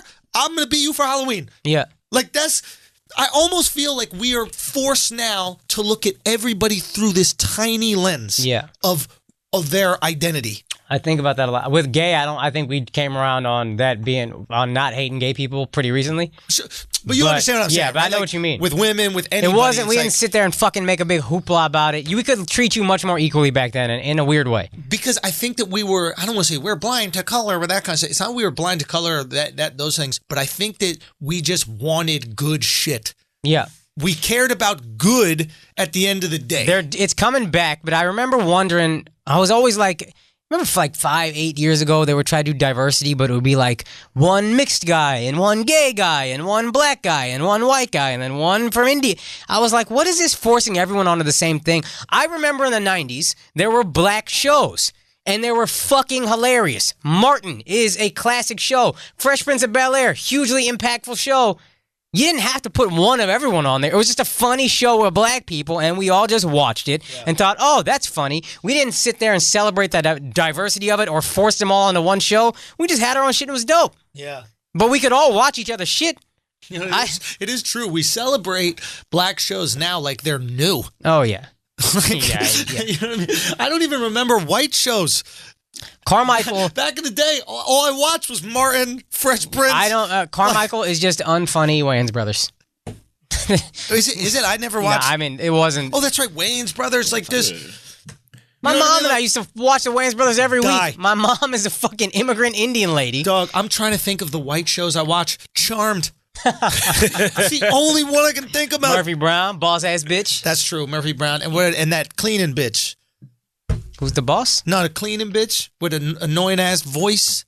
Come on, let's go over here, friend. Oh, the nanny. The nanny. Oh. Yeah, the cleaning ass bitch. You know what I mean? Even this nanny was telling motherfuckers how to live the household and do that shit. What about like Seinfeld?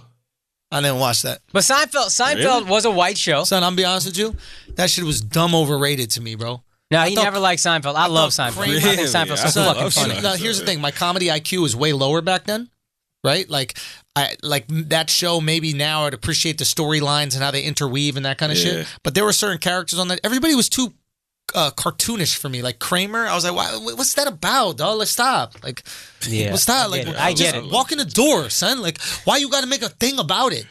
You walk in my door like that every single time. Like, Jerry is the most nitpicky character in the world, right? Everybody, he breaks down the minutia of everything in life. Yeah. Why do we have salt to do this? And why wouldn't we do that? And why does a bed have to be next to the thing? And why would it go here? Why do we tie our shoelaces like da-da-da? But you're not going to ask why this tornado motherfucker walks into your goddamn apartment unannounced every single day. You're not going to break that down for nothing? That's a good point. I fucked with white shows. I fucked with black shows. Friends was a great show to me. Seinfeld was a great show to me. Martin was great. Fresh Prince was great. But I didn't even know. I didn't think about being diverse with it. It's just funny or not. Exactly. Yeah. It was like I didn't even realize Friends didn't have black people until like until a black person showed up. Yeah, until Gabrielle Union was in an episode. I was like, "What's this black bitch doing on here?"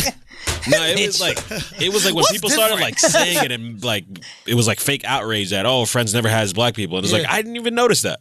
Fam, like it never even crossed my mind. I didn't even notice Fresh Prince didn't have white people. Yeah, I know. You just said that. I was like, oh shit, Fresh Prince was a black show. There was no white people. I didn't even notice. Like it was just like, you know what it was? Maybe we have so much content now we can really be more specific about what we watch. But back then it was just like, yo, if it's good, we're watching it. Exactly, not everything was good. Yeah. So Friends was just good. Right? Like I never watched it until college, but Friends was just good, and people loved that show. I found out how much people loved that show because when I was in college, the season, the series finale happened. Yeah. But I went to college in California, so the New York shit came out already. You know what I mean? Oh, yeah, so I was in Cali and I walked by the big room, in the fucking dorms where everybody's watching the TV together. And I was like, oh, yeah, blah, blah, blah gets back with blah, blah, blah. I just ruined it for everybody. Yeah, I just walked in and ruined it. I thought it'd be like a funny joke. I didn't realize motherfuckers spent 11 years of their life invested in Rachel. For sure. You know what I mean? For sure. Yeah, you can't ruin Ross and Rachel, fam. It was like I ruined Lost. Yeah. That show sucks. Anyway, there's no. But you know what I mean? Yeah. I guess my basic point is like, you just liked a good show or didn't like a good show. There was no politics about it. Exactly. Now every show needs to be... I mean, I can't tell you how many times my agents will tell me, we think you're right for this character, but they're going with diversity. Yeah. Like, this is all the time. I had an argument yesterday with two minority friends about being a straight white dude is the hardest thing in the world. I want nothing less than to be a white man. It's a fucking miserable life you guys have. You want nothing less than to be us? That means you want to be us. No, I want nothing more. Oh, that's more. Yeah. Yeah. Well, I'm not going to play victim about shit. I'm just saying there's this conscious effort. I don't like politics getting. That's why I shut down so hard when he brought up Trump, because I was like, I love that politics doesn't come into here. Because politics, not even just actual politics, but like identity politics, but it plays into fucking everything in the world, and it's so annoying to me. And then there's not a lot of fun around it. No, right? Well, with us we can have fun, but like when you get a motherfucker who really buys into that, and then you start to crack jokes that are like sarcastic, it triggers their. Oh yeah. Well, we shouldn't joke around about that. Like I was talking to this girl who works with retards, right? Yeah. And like she what? She calls them like, what are they? Special? No, Puerto Ricans.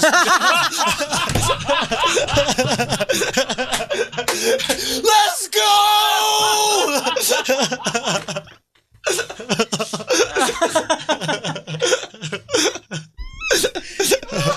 Come on, man. Sit your retarded ass down. Look. No, but she works with like, she called... Guys, come on. It's a joke. Puerto Ricans don't work. No. So we keep it flagrant. Just cut the clip right now for the Instagram. Just cut the clip right now. She works with like special needs kids or whatever like that. And I was just like, I'd call them tards or whatever, but like I didn't mean it like... Yo, I always say they're a little late to class. They're a little tardy. They're a little tardy. They're a little tardy. They're a little late to class. They are. They're a little late to class. Pink slips. These motherfuckers are pink slips. Yo. She teach hall pass. And all I'm saying, she was a little, triggered by it. And I tried to explain to her, like, it's the funniest line, and there's something about Mary. Right. Is literally I remember this line for 20 years. Okay. Is Matt Dillon or whatever is trying to impress Cameron Diaz, so he makes up this whole fake persona, and she has a special needs brother, whatever. Yeah. And then he's trying to impress her. He says, I'm an architect, but that's just my profession. It's not my passion. And she goes, what's your passion? He just goes, I work with retards. And it was so fast and so matter of fact. I fucking remember how funny that line is to this day. I work with retards. Because he truly didn't know it was wrong yet. I work with retards. Yo, deadass, there's few things funnier than like not knowing you're being offensive. Yeah. You know what I mean? So, but like, she works and she was like, you got to call them special needs and then say the thing. Whatever it is. Too many syllables. Facts, exactly, right? So, like, but what I was trying to say is, and I was teasing in general, but I was trying to say is, like, we decide if words are offensive or not, right? There was a time where the word retard wasn't offensive. No, right? It was actually the nice way to say it. It was actually a scientific term, right? Yeah. Retardation, it just means slowing down. Yeah. That's all it is. Like, if you have a retarded heartbeat, you know what I mean? It's your heartbeat It's Puerto Rican. No, it's because your heartbeat sounds like this. Dun, dun, dun, dun, dun, dun. Yo, and you put that son, if you put that stethoscope up there, literally, if you put the stethoscope up there, you put your ear next to it, you just hear ice cream. So when you flatline, when you die, is it just duh? Oh God. So This is the most flagrant. Yo, peak flagrancy. We're gonna need a Patreon, y'all. We're gonna need a Patreon. This is the most flagrant. Only way we 50 can survive. seconds we have ever had. Only way we can survive. You know who would find this funny? Summary talk. Yo, but what I was trying to say is this. I can't breathe. Oh my God. Oh fuck. Point is, I was trying to explain to her, I was like, yo, it's about intent. You know what I mean? What? It's about intent. Y'all guys over here. We need Jazz back. Yo, we really do, man. We really do, man. No. Oh my God. Yo, Alex, you sit your fucking athletic short wearing ass down. Get the fuck out of here, bro. So, Oh my God. sons, this is my point. Oh my God. It's about intent. Oh my God. If you say a word, right? I'm not even gonna say it because it's gonna make us laugh now. But if you say a word, right? A word is just a fucking sound, right? Especially one that used to be scientific. Don't leave. No, keep it in. Keep it in. Keep it in. It's okay to laugh, but you keep it right here, okay? This motherfucker. Yo. You know who else makes sounds for words? I can't breathe. Cards. Yo, Alex literally on the ground right now, son. Alex is on the ground, bro. Yo. Oh man. Oh my God, son. That's funny because that is what you say about a retarded person is words. It's just sounds. Yo, Alex, you good, bro? You good? Fucking making me cry over here, Dude, it's all. Hey, look. Oh, This man. is what it is. It's Flagrant 2. This is the Yo, wildest it's ever been. You know what the great thing about Flagrant 2 is, and I have to say this, and about this show specifically, is the 2 stands for the number that retards can count up to.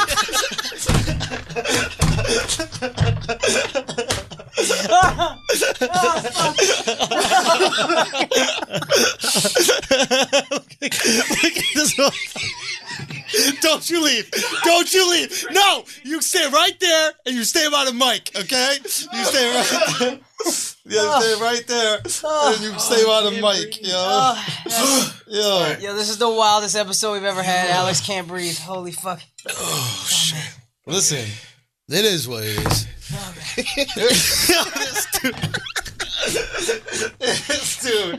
This dude. Look, the point is this. The point is this. I was trying to explain. Look. I obviously, when I'm saying that, I don't have any ill will towards this group of people.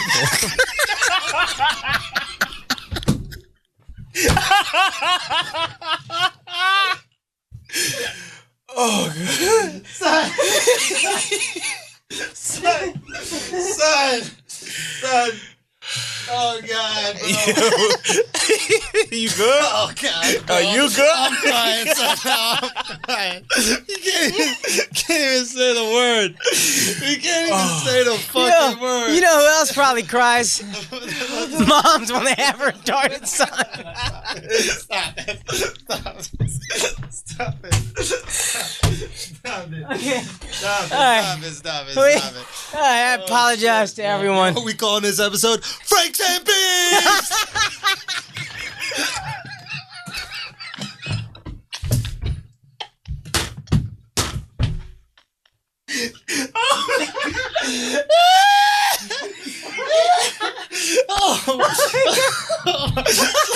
You got son, this shit is fucking off the rails. Yo, this shit is Alex. Oh my God. This shit is off the fucking rails. Oh my God. I almost just peed on myself. Oh fuck. You know who else pees on themselves?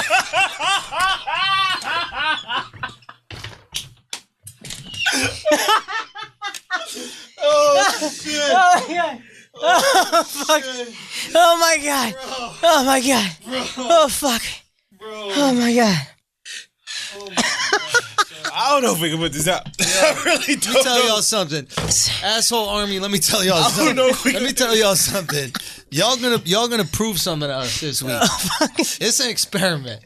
All right? It's an experiment with how on page with the flagrancy you are. Oh yeah. Because we're gonna put this out. Oh man. And if nobody gets pissed about this shit and nothing happens, then real talk, we got something special. If nothing goes crazy, we don't get any backlash, nothing, we got something special because we got what everybody wants. The ability to joke around about absolutely fucking anything. So it's a roll of the dice. It's a risk. What we're going to do. You willing to take that? I'm willing to take the risk because I want to see how far we could push and what we could do. If we got We're not going to be able to... All right, well... If we got loyal followers, we got loyal motherfuckers who fuck with us... It's only a matter of time, though. Listen, I think it's just only a matter of time before hashtag time's up. That's what I think. It is weird. I mean, that's just something, they come for you. Eventually, they come for you. Motherfuckers come for you, fuck up, they come for you. And that's an unfortunate situation in the world. That's why that universal fame shit, I don't want it no more. Fame doesn't seem fun anymore. Oh, no, it's not. It's the worst time to be famous, but most importantly, the universe, like that, what I want is a fucking... tribe. Yo, that's what's up. I want an army. I want a following of people where we just fuck it. We are insulated from everybody else. We create our shit. And if anybody wants to get us over to help them with their content, sure, we can knock it out. Sure, we'll do some movies. Sure, we'll do some TV shows. But we got our shit that we do here. And if you try to take it away from us, guess what? It ain't gonna happen. Because if you try to take ads, we still good. You try to take us off YouTube, we go on Vimeo. You try to take us off Vimeo, we put the shit out on this. We put the shit out on that. Wherever we go, we migrate with the tribe. Fucking gypsies. You were saying this last week, and now we don't need to get into any crazy whatever, but I'm seeing now trying to be famous is not, they're gonna come for everyone. And that's why what you were saying. Universal fame. Yeah. You can't have a voice. And just your people. Have your people. Be famous with your people who fuck with you, who get you. At least always have that. Son, that's enough for me. I'm someone who speaks for a living, has ideas for a living. That's what I cherish. I never wanted fame. I just understood it was a byproduct of greatness.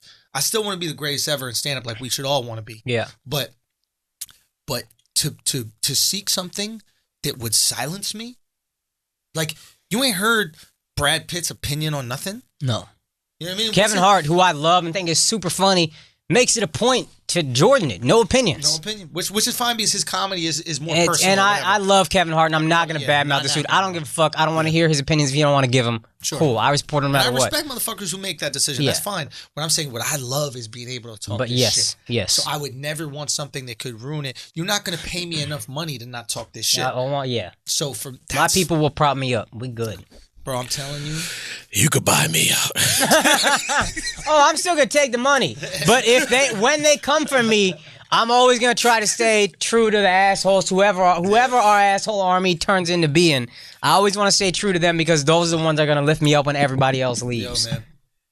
It's a beautiful thing we doing over here, yo. Anyway, is there any other things? I mean, listen, we don't have much time left. I do think we spent it well. I do think the last 20 minutes was completely worth it. Jason Tatum is working with Kobe Bryant.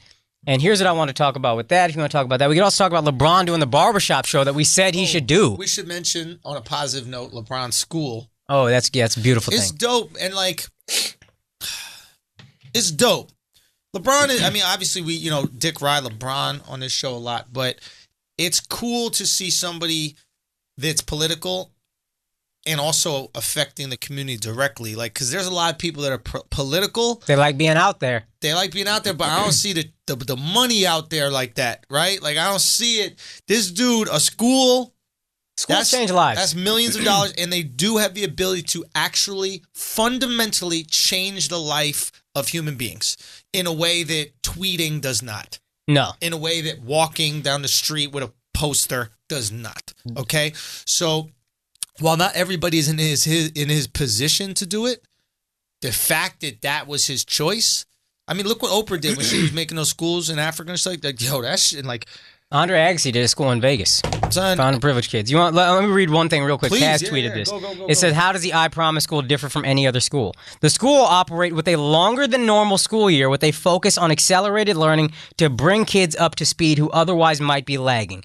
In addition, there is a focus on combating factors outside of the classroom that could cause children to struggle. Services are available to help students deal from stress related to parents who are struggling to make ends meet. In addition, there are activities to prevent the kids from having too much idle time and potentially getting into trouble. The school also provides services to families, which include job placement assistance for parents and an on-site food bank that will allow parents to pick out foods they can prepare at home. LeBron James often credits his bicycle as a huge factor in his childhood that gave him an escape from dangerous parts of his neighborhood and the freedom to explore. Every student will receive a bicycle when they arrive. This is fucking incredible. Incredible. I mean, it's like, I don't know, man. You just see a lot of people that talk. Just a lot of people do a lot of talking, bro. And like, to be in a position where you can directly affect children's lives, man, and like to put the money up yourself for it. To think it all the way through to the family level, to the... That's so beautiful, though. Son, like, That's a beautiful thing, man. I'm not, I'm not like, dude, the shit about the bicycle, man. People don't realize it. Like, I'm fortunate I grew up in New York where, like, at a very young age, I could walk around. Yeah. I could see different people's lives. You know, I could see where I live, which is pretty privileged, but I could also go to my boy's house who's, you know, in the projects, and I could see 10 blocks away. Facts. And, like, when you give somebody the ability to expose themselves, you open up the whole world to them. That's what the internet did. Do you know what I mean? Like, you growing up in Far Rock, right? Mm-hmm. You know, a lot of cats didn't leave Far Rock. They're not going to Manhattan. They're not seeing how the fucking rich folks live, this, that, the other. Even seeing it makes it tangible. Yep. You know what I'm saying? You go to a beach house and you're like, I would like a beach house. This person has one. Why can I not have one? Do you know what I mean? One of the things about neighborhoods or like distribution of wealth and class is it removes people from dreaming. If you never see outside of your class, the biggest thing you can dream of is the biggest guy in your class. Yeah. Right? It's the drug dealer. It's the whoever. Yep. It's the drug. It's I tell you, that's factual, man. And you see, I didn't change my life until I went to high school in Manhattan. In Manhattan. Yep. So it's like, oh man, it's some fucking touching shit. I'm not trying to get emotional here, but like, when you give a kid something as small as like a bicycle or something as small as like, you know, after school activities, so you're not getting involved in like, you know, gang shit, that kind of stuff like that, you're really giving the kid the ability to dream. You know, a lot of times one of the things they do is when they go to underprivileged schools, you know, anytime I spoke at a school, I'd always ask them to what they want to do. Yeah. And one, they're embarrassed a lot of times of their lofty dreams. Right. Right? Like I had a girl say that she wanted to own a bakery. And she was like, yeah, but that's, you know, that's stupid. And I go, how many people here in this class would like to own a bakery? And nobody raised their hand. Right. And I said, you see this? If you don't open a bakery, none of us can eat cupcakes. And it was like, in that moment, she realized, oh shit, we kind of need people to dream. We want people. And it's like, you see this so often in underprivileged areas. Where my mom is from, in Scotland, you know, like, the idea of leaving Scotland and coming to America and like was crazy. Was insane. Yeah. Like her own family would be like, that's absurd. What are you talking? That's not going to happen. You give these kids the ability to fucking dream. Yeah. Not every single one of them is going to end up doing it, but that's the difference right there. The idea that you can potentially do anything. The thing that I really liked was like a longer school year. Like, this is not, hey, I'm cool, LeBron James, school, I didn't go to college. This is a longer than normal school year. So if you're going to come to LeBron James' school, you're going to be in school when other kids have the summer, and with the idea of catching you up. So kids, I know how fucking frustrating it is to feel like everybody's ahead of you. I'm an Indian kid who does stand-up comedy. All my friends are doctors and whatever the fuck. So in a grown-up way, I understand that. Maybe not the same way as them, but I understand. All my friends were making fucking hundreds. They got tutoring, whatever, growing up. I felt behind. I know how frustrating that can be. And if if you're behind in school and you just don't get it, you're giving up. It's true. A longer than normal school year with the explicit purpose of catching you up if you are behind is so fucking empowering in a sense of like, oh, I can do this. They're going to take extra time to make sure I can do it. And then when I start to do it, confidence means everything. Builds everything. And that's, block for everything. It is the foundation of everything. And it's like, if you have one thing that you're good at, you can ride that confidence in other parts of your body. There are certain people, like, they don't realize what they're good at yet. Yeah. You know, but if you're, for example, you could be good at basketball, you're good at spelling, you could be good at woodwork. It doesn't matter what the fuck you're good at. But having one thing that you excel at, right, is something that you can feel proud of. Yep. Right? It's something that you can go to get validation. Yeah. You know what I mean? And then you can go, oh, I worked hard at this. Why don't I just apply that same thing to something else? Yeah, dude, it was, it's just. It's beautiful, man. Yeah, there's one other thing I wanted to say about it. I don't know exactly what it was, but it was just, this is fucking great, man. It's really great. I'm looking forward to see like what happens. Oh, that's what it is. The extended school year. I think a lot of people don't realize when you grow up with like relatively good background, like school is annoying. Yeah. Right? Mm-hmm. Like you go to school, you're like, oh, I got to fucking go to school. Yeah. And when is school over? You know what I mean? When you grow up in horrible conditions. Yeah. Where maybe your mom's doing some drugs. Or pops is doing some drugs. Your brother or something like that might be in some gang shit. You know what I mean? There's a lot of fucked up things in the household. School is the escape. Yeah. School is the dream. You love school. Yeah. Because you go there and you're getting good food. Especially a school that empowers you. So it's like, we have this idea about school as this annoyance, but for some people, it's this safe haven. Yeah. You know, and and especially underprivileged folks, that's the fact that you could have 2 meals a day.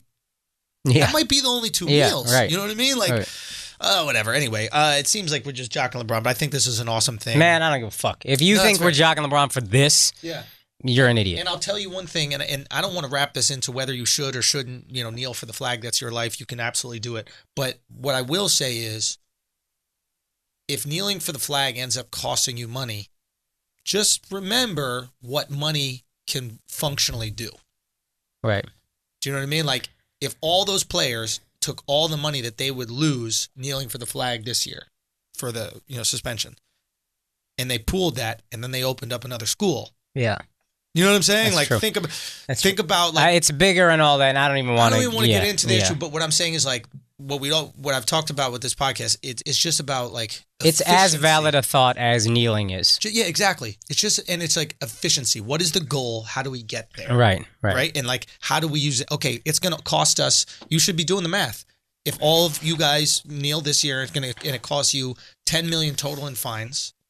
Think about that $10 million. And think about how that could help the community and stop police brutality. What could you do with $10 million functionally to reduce police brutality?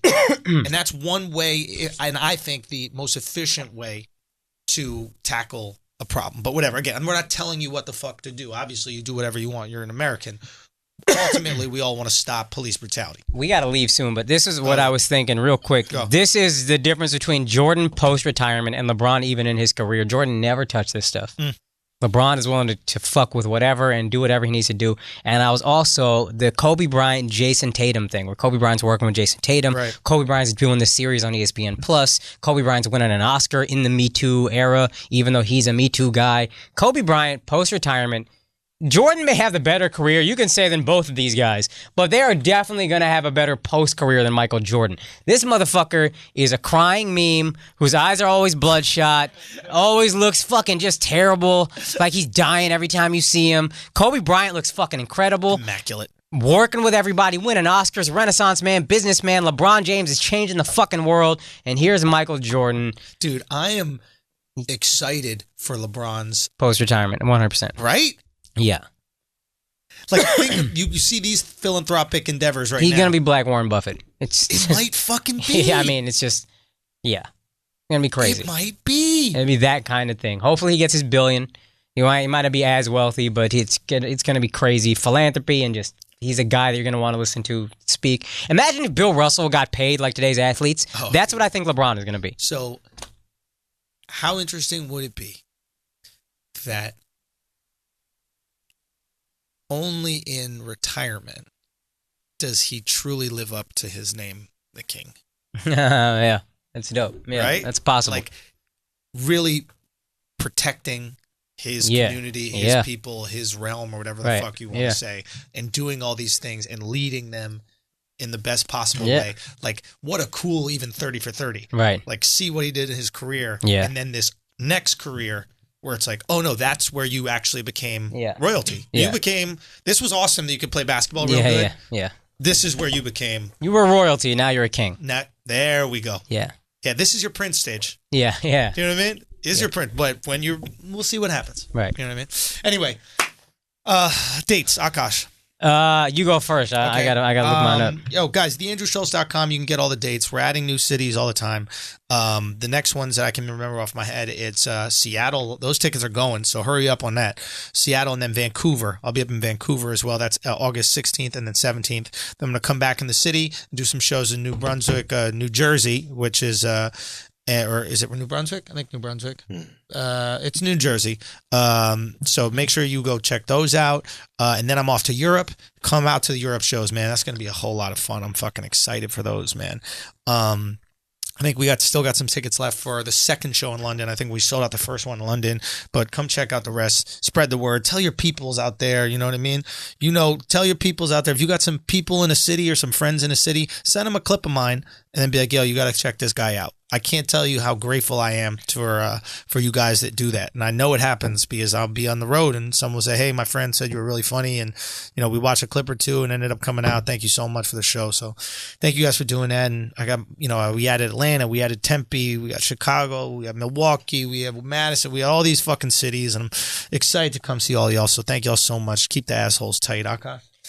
So we're not positive this is going to go down. It's up to us whether or not we want to do it, but Pittsburgh could happen September 26th, the day before our Southern tour actually kicks off. And then after that, locked in. You can get tickets for any of these shows on American-born DesiComics.com. Desi is DESI. But Nashville, Zany, September 27th. Huntsville, Stand Up Live, September 28th and September 29th. Atlanta, we're going to be at the Red Clay Comedy Festival, September 30th. Charlotte, we're going to be at the Comedy Zone, October 2nd. And then October 3rd, we're going to be in Raleigh at Good Nights Comedy Club. And October 4th, we just added this, DC Improv, Wednesday, October 4th.